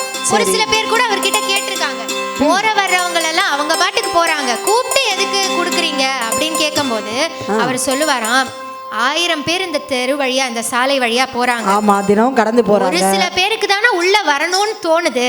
ஆமா, குடிப்பு நிறைஞ்சாதான். குருதேவரை சந்திக்க வர்றவங்களுக்கு அவருடைய பிரசாதத்திலயும் உரிமை இருக்கு சொல்லி அவங்களுக்கு கொடுத்து அனுப்புவாராம். சரி, ஆமா, நீங்க சொன்னோன்னதான் ஞாபகம் வருதுங்க. போன வாரம் நானும் இந்த திருமயில நிறைய வாட்டி போயிருக்கேங்க. போன தடவை வரும்போது பாத்தீங்கன்னா ஒரு பூ வாங்குற அம்மா சொன்னாங்க, இந்த மடம் இங்க ஒண்ணு இருக்குமா, போங்க, இந்த டைம் போனீங்கன்னா அன்னதானம் உண்டு, பிரசாதம் கொடுப்பாங்க, உங்களுக்கு நல்ல நிறைவை தரும்னு சொன்னாங்க. நானும் வந்து சாப்பிட்டேங்க, நல்லா இருந்தது, எனக்கும் பிடிச்சது, மன நிறைவா இருந்தது. அதோட நிகழ்ச்சி பாத்தீங்களா, இங்க எனக்கு ஒரு நிகழ்ச்சி நடத்துறதுக்கே ஒரு வாய்ப்பு கிடைச்சதுங்க. நீங்க இந்த பிரசாதத்தை பத்தி ஒரு பூக்கடையில கேட்டவே என்கிட்ட கேட்டிருக்கலாங்க, நான் நல்லாவே சொல்லியிருப்பேனே. அந்த தேங்காய் லட்டும் அந்த பாயசமும் சூப்பரா இருக்குமே. அம்மா போதுமா, சாப்பாடு போனா எல்லாருக்கும் பசி வந்துடும், ஏன்னா அவ்வளவு ருசியா இருக்கும். நீ அடுத்த மேல சொல்லுமா. சரி, அதுலயும் வந்து சசி மகாராஜ் வந்து ஒரு விஷயத்த ரொம்ப நம்பினார். என்னன்னா, அந்த பிரசாதத்தின் மூலமா குருதேவருடைய அருள் வந்து அவங்களுக்கு போய் சேரும், அது அவங்களுக்குள்ள ஒரு பெரிய மாற்றத்தை உண்டு பண்ணி மீண்டும் மீண்டும் அவங்கள சத்சங்கத்துக்கு வர வைக்கும் அப்படின்னு நம்பினாரு. ஏன்னா அந்த உணவு ஆன்மீகம் நிறைந்ததோட இறைத்தன்மையோட இருக்கும் போது நம்ம உடம்புக்குள்ள அது வேலை செய்யும். சரி, வெள்ளி பனிமலையின் மீதுலாவுவோம், அடிமேலை கடல் முழுதும் கப்பல் விடுவோம். என்னம்மா எங்கேருந்து எங்கேயோ போற பாட்டுக்கு? நான் பாட்டுக்கு ஏதோ பாட்டு பாடுறேன்னு நினைக்காதீங்க, ஒரு சம்பந்தம் இருக்கு. இந்த பாட்டு யார் பாடினது சொல்லுங்க? இத வந்து பாரதியார் பாடினாரு. எதுக்கு பாடினாரு, எப்ப பாடினாருன்னா, இது ஆக்சுவலா வாவு சிதம்பரனார் கப்பலோட்டிய தமிழன் சுதேசி கப்பலை முதல்ல விடும்போது நம்மளுக்கு பாரதியார் பாடினாரு. சினிமா வடிவில் பார்த்துருந்தீங்கன்னா யார் பாடியிருப்பாரு உங்களுக்கே தெரியும். சொல்லுங்க. இந்த கப்பலோட்டிய தமிழன் இந்த சுதேசி இயக்கத்தெல்லாம் ஆரம்பிக்கிறதுக்கு விதை யார் போட்டதுன்னு உங்களுக்கு தெரியுமா? தெரியலையே, அதையும் நீங்களே சொல்லுங்க. வேற யாரும் கிடையாது, நம்ம சசி மகாராஜ். என்ன சொல்றீங்க? கப்பல்கா? வஉசி வந்து சசி மகாராஜை பார்க்க வந்து அவர்கிட்ட பேசிட்டு இருந்தப்போ மகாராஜ் கேட்டாராம், நீ நம்ம நாட்டுக்காக என்ன செஞ்ச, என்ன செய்ய போற அப்படின்னு கேட்டுட்டு அவரை வந்து சுதேசி இயக்கத்துல ஈடுபட சொல்லியிருக்காரு. அதோட விளைவாதான் கப்பலோட்டிய தமிழன் வந்து இந்த தூத்துக்குடி தர்ம சங்கம் அதெல்லாம் ஆரம்பிச்சது. இப்ப அவரு கப்பலோட்டிய தமிழன் செக்கிழுத்த செம்மல்னு வரலாற்றுல அவருக்கு ஒரு பேர் கிடைச்சிருக்குன்னு வைங்களேன். அதுக்கு காரணமா இருந்தது சசி மகாராஜ் தான். அவரை சந்திச்சுட்டு போனது வந்து வஉசியோட மனசுல ஒரு பெரிய மாற்றத்தை ஏற்படுத்தி தான் இந்த விஷயங்கள் எல்லாம் அவர் செஞ்சிருக்காரு. இப்போ நீங்க சொல்றத பார்க்க போனா சசி மகாராஜ் ஐயா அந்த ஆன்மீக முன்னேற்றம் மட்டும் இல்ல, சமுதாய முன்னேற்றம், நாட்டுப்பற்று எல்லாத்தையும் செஞ்சு விடுதலை போராட்டத்துக்கும் போராடி இருக்காரு. ஏங்க அவரும் வந்து நம்ம நாட்டோட ஒரு தவ புதல்வர் தானே. கண்டிப்பா கண்டிப்பா செஞ்சிருக்க மாட்டாரா? கண்டிப்பா. சரி, நாட்டு முன்னேற்றம்னு தான் ஒன்று கேட்கணும். இப்போ நம்மளுடைய நாட்டை வருங்காலத்தில் வந்து நல்லா கொண்டு போகிறதுன்னு எல்லாரும் சொல்லிக்கிட்டு இருக்கிறது யார? நம்ம அன்னிலேருந்து இன்னி வரையும் நம்ம விவேகானந்தர் ஐயா கூட சொல்றது யாரு? மாணவ செல்வங்கள் தான். அப்படிப்பட்ட அடுத்து இப்போ இவங்கெல்லாம் வந்து சுதேசி இயக்கத்தில் ஈடுபட்டு எல்லாரும் போராடி நம்ம நாட்டுக்கு விடுதலை வாங்கி தந்தாங்க. ஆனால் அடுத்த தலைமுறை சரியா இருந்தால் தானே நம்ம நாடு நல்லா இருக்கும். அப்போ வந்து நம்மளுடைய மாணவர்களுக்கு கிடைக்கக்கூடிய கல்வியானது வெறும் ஒரு ஏட்டுக்கல்வியாக மட்டும் இருக்கக்கூடாது. அதோடு அவங்களுக்கு ஆன்மீக கல்வியும் சேர்த்து கொடுக்கப்படணும். அப்போ தான் வந்து நாடும் வீடும் சிறப்பாக இருக்கும்னு சசி மகாராஜ் நம்பினார். கரெக்டாக தான் இருக்குங்க. இப்போ நீங்கள் இந்த பேசன் பிரிட்ஜ் பக்கமாக போனீங்கன்னா அங்கே வந்து ராமகிருஷ்ணா மடம் தேசிய பள்ளின்னு ஒன்று பார்த்துருப்பீங்க. பார்த்துருக்கேன். அதை வந்து ஆரம்பிக்கிறதுக்கு தூண்டுகோலாக இருந்ததும் சசி மகாராஜ் தான். ஓ அப்படியா? 1906 வருஷத்திலேயே பெண்களுக்கான ஒரு பள்ளிய, அது வந்து பெண்களுக்கான ஒரு பள்ளியா தொடங்கப்பட்டது தான். பாத்தீங்களா? பெண்களுக்கான தனி பள்ளிக்கூடம் நல்லது. அதுவும் அந்த காலத்துல காரணமா இருந்தது, தூண்டுகோலா இருந்தது சசி மகாராஜ் தான். சரி, அந்த பள்ளி ஆரம்பிக்கிறதுக்கு நிதி தேவைப்பட்டப்போ, அதை வந்து நிர்வாகத்தை நடத்துறதுக்கு நிதி தேவைப்படுறப்பெல்லாம் சசி மகாராஜ் வந்து சிந்தாதிரிப்பேட்டை இருக்குல்லங்க, அங்கேருந்து ஜார்ஜ் டவுன், அதாவது நினைக்கிறேன் அங்க வரைக்கும் நடந்தே போய் கையில் உண்டியலை வச்சுட்டு தெருவில் நடந்து போய் எல்லார்கிட்ட இருந்து உதவி வாங்கி அந்த நிதியை வந்து அந்த பள்ளி நடத்துறதுக்காக கொடுப்பாரு. ஓஹோ, அப்படியா? இப்படி அவருடைய தூண்டுதலால் ஆரம்பிக்கப்பட்ட அந்த பள்ளியை பல ஆண்டுகள் கழித்து நம்ம ராமகிருஷ்ண மடமே அந்த நிர்வாகத்தை எடுத்து நடத்த ஆரம்பிச்சாங்க. அதுக்கும் பல ஆண்டுகள் கழித்து அந்த பள்ளி வந்து இடம் மாறி இப்போ பேசன் பிரிட்ஜில் இருக்கு இல்லையா, அந்த இடத்துக்கு மாறி ராமகிருஷ்ணா மடம் தேசிய பள்ளின்னு பேரும் மாறிச்சு அந்த பள்ளி. அதுதானா? அப்ப முன்னாடி வேற இடத்துல இருந்து இப்ப மாறி இருக்கு. ஆமா. அந்த அப்ப வந்து சசி மகாராஜ் ஆரம்பிச்சது அவருடைய எண்ணம். இப்ப வரைக்கும் ராமகிருஷ்ண மடத்தால ஆரம்பிக்கப்படுற எல்லா பள்ளிகள்லையும் மாணவர்களுக்கு கல்வி, அதாவது சிலபஸ், அந்த கல்வியோட இந்த ஆன்மீக விஷயங்கள், கலாச்சாரங்கள், வாழ்க்கைக்கு தேவையான அந்த ஒழுக்கம், அந்த மாதிரி விஷயங்களை கூட வந்து அவங்களுக்கு சொல்லி தராங்க. நீங்கள் இந்த ஆன்மீக சிந்தனை, ஆன்மீக முன்னேற்றம் மாணவர்களுக்குன்னு சொல்லும் போது தான் ஒன்று ஞாபகம் வருது. இந்த மடத்தில் வெளியிடுறாங்களே, இந்த ராமகிருஷ்ண மடத்தில் வெளியிடக்கூடிய அந்த கதை மலர்கள் புக்காக இருக்கட்டும், ஸ்ரீ ராமகிருஷ்ண விஜயம், ஸ்ரீகிருஷ்ண புஸ்தகங்கள், அந்த படங்களோட வரக்கூடிய கதைகள் குழந்தைகள்லாம் படிக்க ரொம்ப ஆர்வமாக இருக்குது. ஏன் நம்ம கூட அந்த படக்கதைன்னா பார்ப்போம். ஏன்னா இந்த காலத்தில் முன்ன வந்து பார்த்தீங்கன்னா குழந்தைகள்லாம் வீட்டில் புக்ஸ் ரீடிங் கண்டிப்பாக இருக்கும். பாலமித்ரா, அம்புலி மாமா, பூந்தளிர், நிறைய புஸ்தகங்கள் வாசிக்க சொல்லுவாங்க. இப்போ எல்லாம் என்ன பண்ணுறோம், எல்லாம் மொபைலில், எல்லாம் அப்படியே மொபைல், டிவி, பாட்டு கூட ரைம்ஸ் எல்லாம் போட்டுறோம். ஆனால் இப்போ பிள்ளைங்களை வலியுறுத்தணும், இந்த மாதிரி புஸ்தகங்கள் வாங்கி கொடுத்து குழந்தைங்களுக்கு ஆன்மீக அறிவை சின்ன வயசுலேருந்தே ஊட்டினா நல்லா இருக்கும் இல்லைங்க? புத்தகங்கள் சின்ன வயசுல படிக்கணும்னா அது ஆர்வத்தை தூண்டுற மாதிரி இருக்கணும் இல்லையா? கதை மலர் புக்கெல்லாம் வந்து அவ்வளோ நல்லா இருக்கும், சின்ன குழந்தைங்க கூட படிக்கிற மாதிரி. சரி, இப்போ இந்த நீங்க சொன்னதுனால நான் அதுக்கே வரேன். இப்போ இந்த சென்னை மடம் வந்து புத்தக வெளியீட்டு துறையில முன்னணியில இருக்கு. ஆமா, அதை ஆரம்பிச்சு வச்சதும் நம்ம சசி மகாராஜ் தான். 1910 ஆண்டுல த யூனிவர்ஸ் அண்ட் மேன், பிரபஞ்சமும் மனிதனும், த சோல் ஆஃப் மேன், மனிதனின் ஆன்மான்னு 2 புத்தகங்களை அவர் எழுதி அவர் தான் வந்து இந்த புத்தக வெளியீட்டு இதையே ஆரம்பிச்சு வச்சாரு. அவர் அன்னைக்கு ஆரம்பிச்சு வச்சது இப்ப வரைக்கும் அப்படியே நல்லா போய்கிட்டு இருக்கு. மேலே சொல்லுங்க, இன்னும் இந்த புஸ்தகம் இருக்கு, நான் நிறைய அவரை பத்தி சொல்லணுமே. நீங்க சொல்ல சொல்ல கேட்க எல்லாருக்கும் நல்லா இருக்குமா? சசி மகாராஜ் பத்தி சொல்லணும்னா எவ்வளவோ விஷயங்கள் இருக்கு. ஒரே ஆளா இருந்து இவ்வளோ பணிகளையும் அவர் செஞ்சிருக்காரு பாருங்க. இவ்வளோத்தையும் அவர் செய்யறதுக்கு அடிப்படை காரணமா இருந்தது என்னன்னு நீங்க நினைக்கிறீங்க? என்னவா இருந்துங்க? அவரோட குரு பக்தி. அவருடைய பக்தி தான். அந்த பக்தியானது படிப்படியா வந்து வளர்ந்து வளர்ந்து ஒரு நிலைகளை கடந்து அப்படியே போகுது. ஆரம்பத்துல சசி மகாராஜின் உன்னத பக்தி வேர்விட்டது, இளமையில் வேர்விட்டது, நன்கு வேர்விட்டது. சசி மகாராஜின் உன்னத பக்தி வேர்விட்டது, இளமையில் வேர்விட்டது நன்கு வேர்விட்டது. அது குருதேவர் அருள் எனும் மழையினிலே நன்கு துளிர்விட்டது நன்கு துளிர்விட்டது. அது குருதேவர் அருள் எனும் மழையினிலே நன்கு துளிர்விட்டது நன்கு துளிர்விட்டது. குருதேவருக்கு சேவைகள் செய்து வளர்ந்திட்டது அது வளர்ந்திட்டது அது வளர்ந்திட்டது.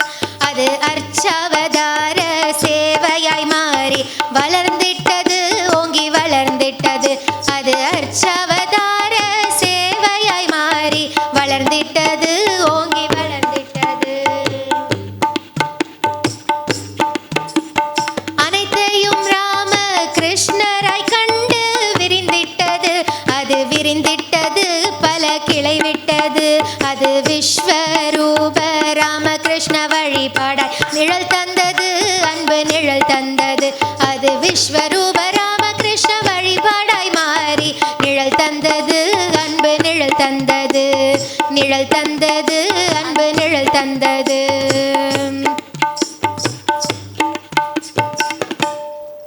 ஆமாம்மா, இப்போ அச்சாவரத சேவைன்னு முன்னாடி சொன்னீங்க, அதுக்கு விளக்கம் கொடுத்தீங்க. இப்போ அதனை விஸ்வரூப ராமகிருஷ்ண தரிசனம் சொல்றீங்க, அதை பற்றி கொஞ்சம் சொல்லுங்க. அதாவது விஸ்வரூப ராமகிருஷ்ண வழிபாடுன்னா இந்த உலகத்தையே வந்து ராமகிருஷ்ணரா காண்பது, எல்லா உயிர்களையுமே வந்து ராமகிருஷ்ணரா பார்ப்பது. அவர் எல்லா இடத்துலையும் இருக்காரு, எல்லா உயிர்களுக்குள்ளேயும் இருக்காரு. இது வந்து சசி மகாராஜ் உணர்ந்ததுல எல்லாரையுமே ராமகிருஷ்ணரா பார்த்து எல்லாருக்குமே சேவைகள் செய்ய ஆரம்பிச்சாரு. இதுதான் வந்து விஸ்வரூப ராமகிருஷ்ண வழிபாடுன்றது. ஓஹோ. சசி மகாராஜ் சென்னைக்கு வந்து சிறிது காலத்திலேயே இந்த வழிபாட்டு நிலைக்கு வந்துட்டாரு. சரி. அப்படி அவர் இருந்ததுனால தான் இவ்வளோ பணிகளையும் மற்ற எல்லா பணிகளையும் வந்து விஸ்வரூப ராமகிருஷ்ண வழிபாடா நினைச்சு அவர் பண்ணாரு. ஓஹோ. இப்போ மகாராஜ் அன்னைக்கு ஆரம்பித்து வச்சது இப்பயும் இப்போ நீங்கள் பார்த்தீங்கன்னா இந்த மடத்துக்கு வரக்கூடிய பக்தர்களாகட்டும், இல்லை இங்கே இருக்கக்கூடிய சீடர்கள், இங்கே இருக்கக்கூடிய மடத்தோட மாணவர்கள் எல்லாருமே இப்போ கோயிலுக்குள்ளே வந்து தெய்வத்தின் பணியோ கோயிலுக்கு வெளியே வந்து மக்கள் பணியோ செய்வாங்க. நிறைய இயற்கை சீற்றங்கள் வர்றப்பெல்லாம் பார்த்துருந்தீங்கன்னா இந்த ராமகிருஷ்ண மடத்தோட பக்தர்கள்லாம் போய் முன்ன நின்று நிறைய சேவை செஞ்சுருப்பாங்க. இப்போ கூட இந்த மயிலாப்பூரில் 63 திருவிழாலாம் நடக்கும்போது பார்த்தீங்கன்னா, நான் கூட 63 எங்கள் இந்த மயிலாப்பூரில் உள்ளவங்க எல்லாருக்குமே நல்லா தெரிஞ்சிருக்கும்.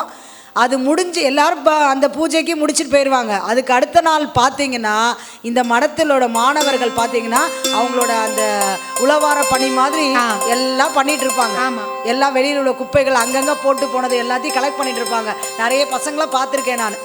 பிறரையில மாணவர்கள் வந்து நம்ம ஒரு குப்பை ஒரு டீ கப்பை கூட தூக்கி போடுறதுக்கு யோசிக்கிறோம். பிள்ளைங்க வந்து எவ்வளோ ஒரு இது டெடிக்கேஷனாக அதை பண்ணுறாங்கன்னு இந்த வட்டம் நான் பார்த்தேன். அழகாக பைக்கெட்டில் எடுத்து அந்த குப்பையெல்லாம் நிறைய சிதறிட்டு போயிருந்தாங்க. அதை ரொம்ப பொறுமையாக எடுத்து நிதானமாக பண்ணாங்க பசங்க. இது எல்லாமே சசி மகாராஜ் போட்ட அடித்தளம். இப்போ சசி மகாராஜுக்கு பிறரை நேசிப்பது, பிறருக்கு தொண்டு செய்வது, இது ரெண்டு தான் வந்து, அதாவது பிறரை நேசிப்பது, பிறருக்கு தொண்டு செய்வது, இதுதான் வந்து சசி மகாராஜோட குறிக்கோளாகவே இருந்தது.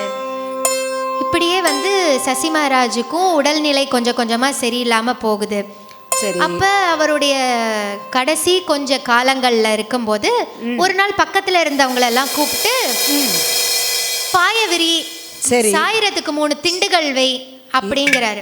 எதுக்குமா பாயவிரி? யாருமே இல்லாததுக்கு சொன்னாங்க. அங்க பக்கத்துல இருந்தவங்களும் அப்படிதான் சொன்னாங்க. யாரு இருக்கா? யாருமே இல்லையே, எதுக்கு பாய் விரிக்கணும், யாருக்கு திண்டுகள் வைக்கணும்னு. சரி, சசி மகாராஜ் மறுபடியும் சொல்றாரு. சொன்ன உடனே அவங்க வச்சுட்டாங்க. சரி, வந்தது தெய்வ திருமூவர் தான். நம்ம குருதேவர், சாரதா அன்னை, சுவாமிஜி, இவங்க 3 பேரும் வந்து சசி மகாராஜுக்கு ஆசீர்வாதம் செஞ்சுட்டு போறாங்க. தன்னுடைய கடைசி நாளில் வந்து சாரதா அன்னையை தரிசிக்கணும், அவங்கள பார்க்கணுன்னு சசி மகாராஜ் ரொம்ப ஆசைப்பட்டார். ஆனால் ஜெயராம்பாடியில் இருந்த அன்னையால் சட்டுன்னு அங்கே வர முடியல.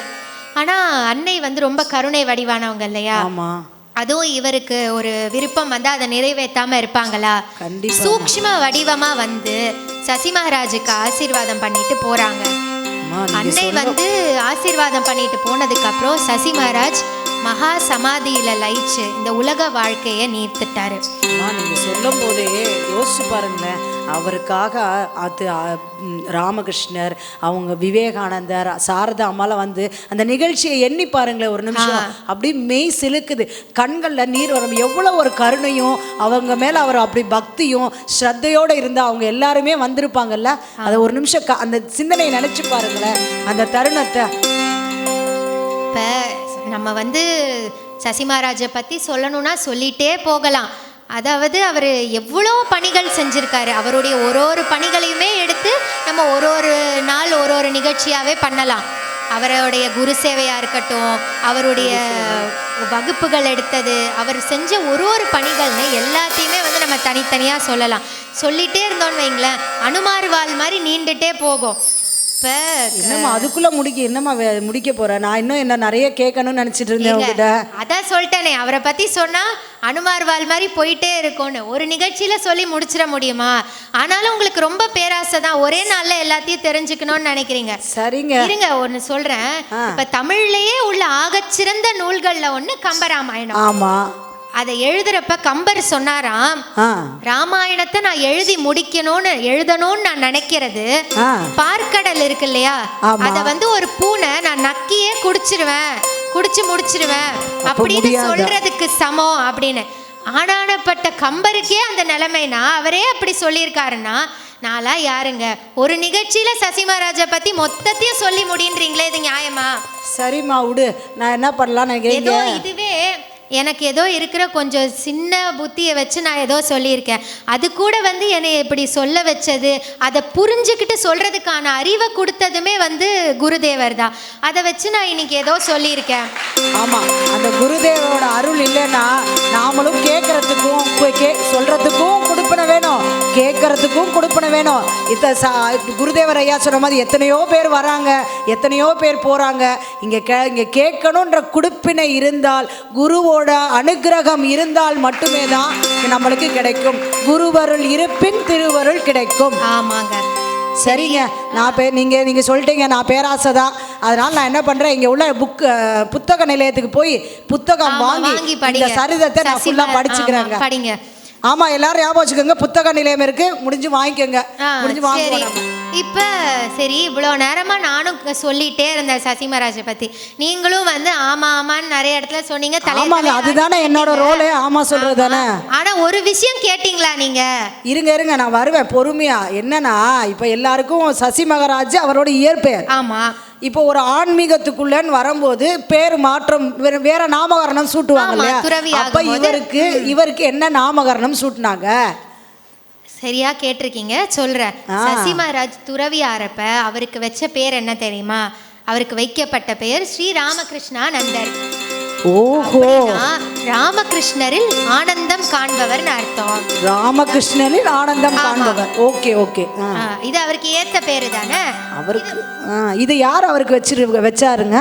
இத வச்சது சுவாமி விவேகானந்தர் தான். அதுல இன்னொரு சிறப்பும் இருக்கு. என்ன சிறப்பு? சுவாமிஜி வந்து ஸ்ரீ ராமகிருஷ்ணானந்தர்ன்ற பேரை அவர் தான் வச்சுக்கணும்னு நினைச்சிருக்காரு விவேகானந்தர். சரி. ஆனா இந்த பேருக்கு என்னைய விட சசி தான் பொருத்தமா இருப்பான். மன்னிச்சுக்கணும், அவர் சொன்ன மாதிரியே நான் சொல்றேன். என்னைய விட இந்த பேருக்கு சசி மகாராஜ் தான் பொருத்தமா இருப்பாருன்னு அவர் வந்து இந்த பேரை சசி மகாராஜுக்கு வச்சாரு. விவேகானந்தர் அப்போ எவ்வளோ ஒரு பெருந்தன்மையாக விட்டு கொடுத்துருக்காரு, தனக்கு வச்சுக்கணும்னு நினச்சாரு. இந்த காலத்தில் நம்ம என்ன நினைப்போம், பேரும் புகழும் எல்லாம் வா எனக்கு. இப்போ இவங்களே பேசினா கூட எனக்கு தான் கை தட்டுன்னு நான் நினைப்பேன். ஆனால் அவர் பார்த்தீங்களா, அவரோட பேர் கூட அவருக்கு கொடுக்கணும்னு நினச்சிருக்காரு. சூரியன் வந்து சந்திரனுக்கு ஒளியே கொடுக்கும் போது பேரை கொடுக்காதாங்க? கண்டிப்பாக கொடுக்கும் தான். இப்போ ஒரு நிமிஷம் இருங்க, எங்கெங்கயோ இப்போ சூரியன் என்ன சந்திரன் என்ன ஏதோ சொல்றீங்களே, நம்ம சந்திர பிரபை இப்போ சூரிய பிரபைன்னு சொல்றீங்களே, என்னது அது? சூரியன் வந்து சந்திரனுக்கு ஒளி கொடுக்குது, பேர் கொடுக்காதான்னு எதுக்கு சொல்ல வந்தேன்னா, இப்ப நம்ம கடவுளுடைய கண்களை பத்தி பேசும்போது என்ன சொல்லுவோம், ஒரு கண்ணு சந்திரன், ஒரு கண்ணு சூரியன். ஆமா, ஒன்னு குளுமை, ஒன்னு ஹீட் கொடுக்கறதுக்கு. இப்ப ராமகிருஷ்ணருடைய தத்துவங்கள், ராமகிருஷ்ணருடைய மகிமைகளை பரப்புற விஷயங்கள்ல பாத்தீங்கன்னா விவேகானந்தரும் சசி மகாராஜும் அப்படின்னு சொல்ல வந்த. விவேகானந்தர் வந்து சூரிய ஒளி, சூரியன் எப்படி இருக்கும், தீ மாதிரி இருக்கும், ஃபயரா இருப்பாரு, அப்படியே பரபரன்னு ஓடுவாரு. ஆமா, விவேகானந்தரோட அந்த ஃபயரை பத்தி நம்ம எல்லாம் கேட்கணுமா? அவர் ஸ்பீச்லே தெரியுமே அதெல்லாம். கண்டிப்பா. அவர் வந்து ஒரு ஞான ஒளி, சூரியன் மாதிரி விவேகானந்தர் குருதேவருடைய தத்துவங்களையும் ஆன்மீக விஷயங்களையும் வேதாந்த கருத்துக்களையும் உலகம் பூரா பரப்புனாரு. சரி சரி. ஆனா சசி மகாராஜ் வந்து சந்திர ஒளி மாதிரி.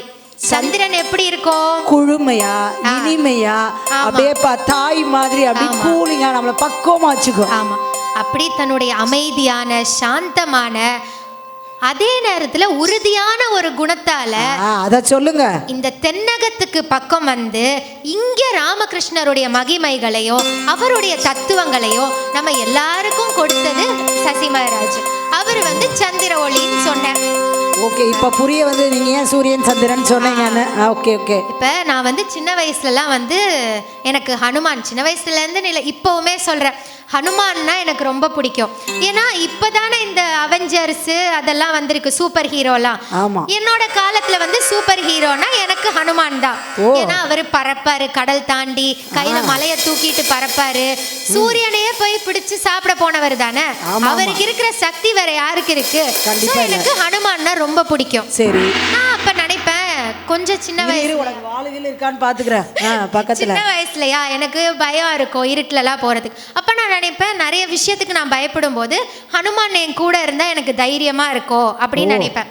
அப்போ வந்து ஒரு நாள் என் அப்பா எனக்கு ஒரு விஷயம் சொன்னாரு. என்ன சொன்னாரு? அதாவது நீ ஹனுமான் உன் கூடவே இருக்கணும்னு நினைச்சினா ராமா ராமான்னு சொல்லு. அதாவது ராமான்னு சொன்னீனா ஏமான்னு ஹனுமார் வந்துருவாரு உன்கிட்ட.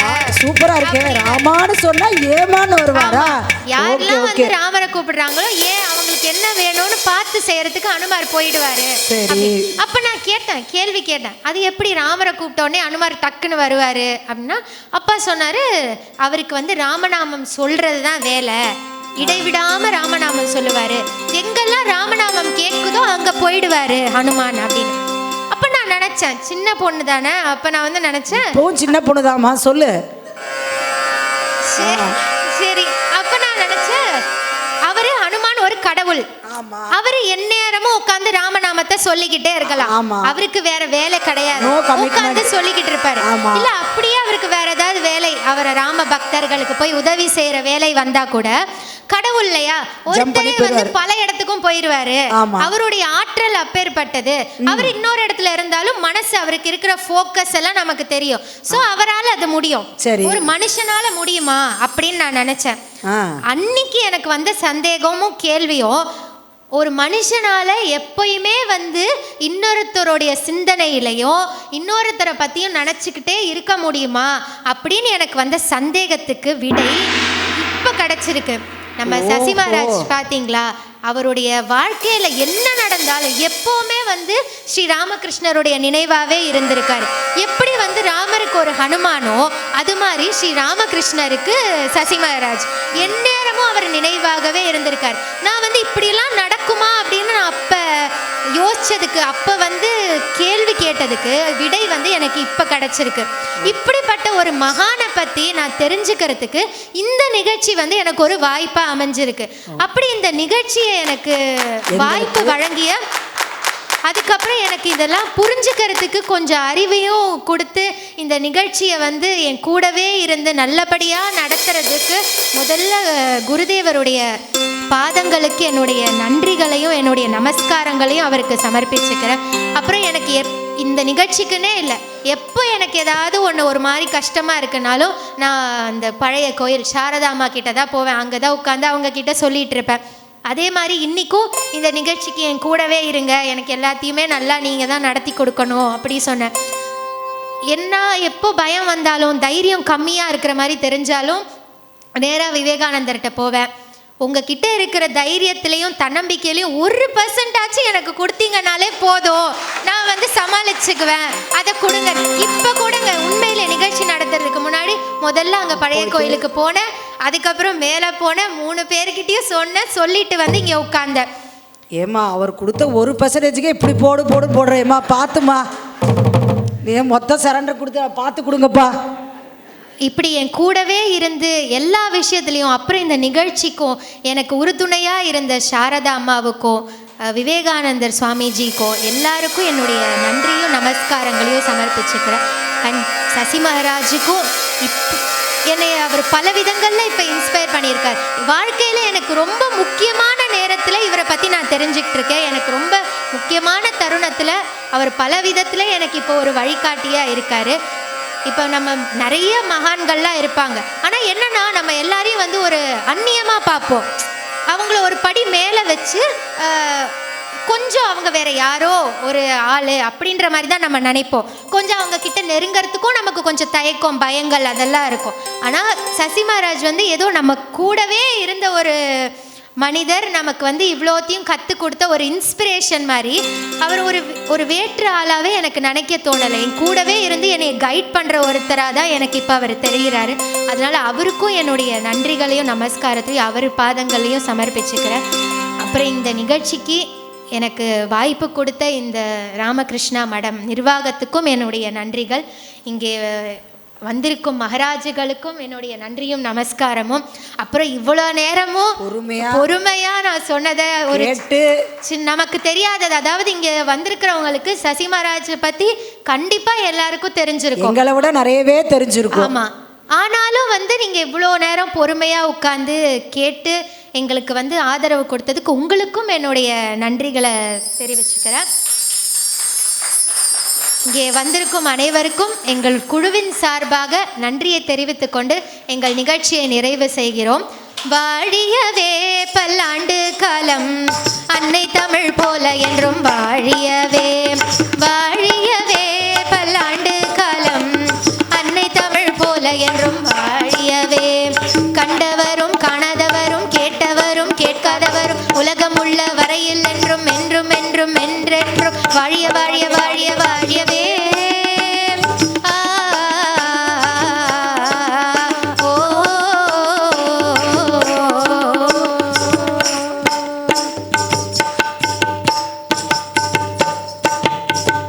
जय श्री गुरु महाराज की जय, जय श्री महाराज।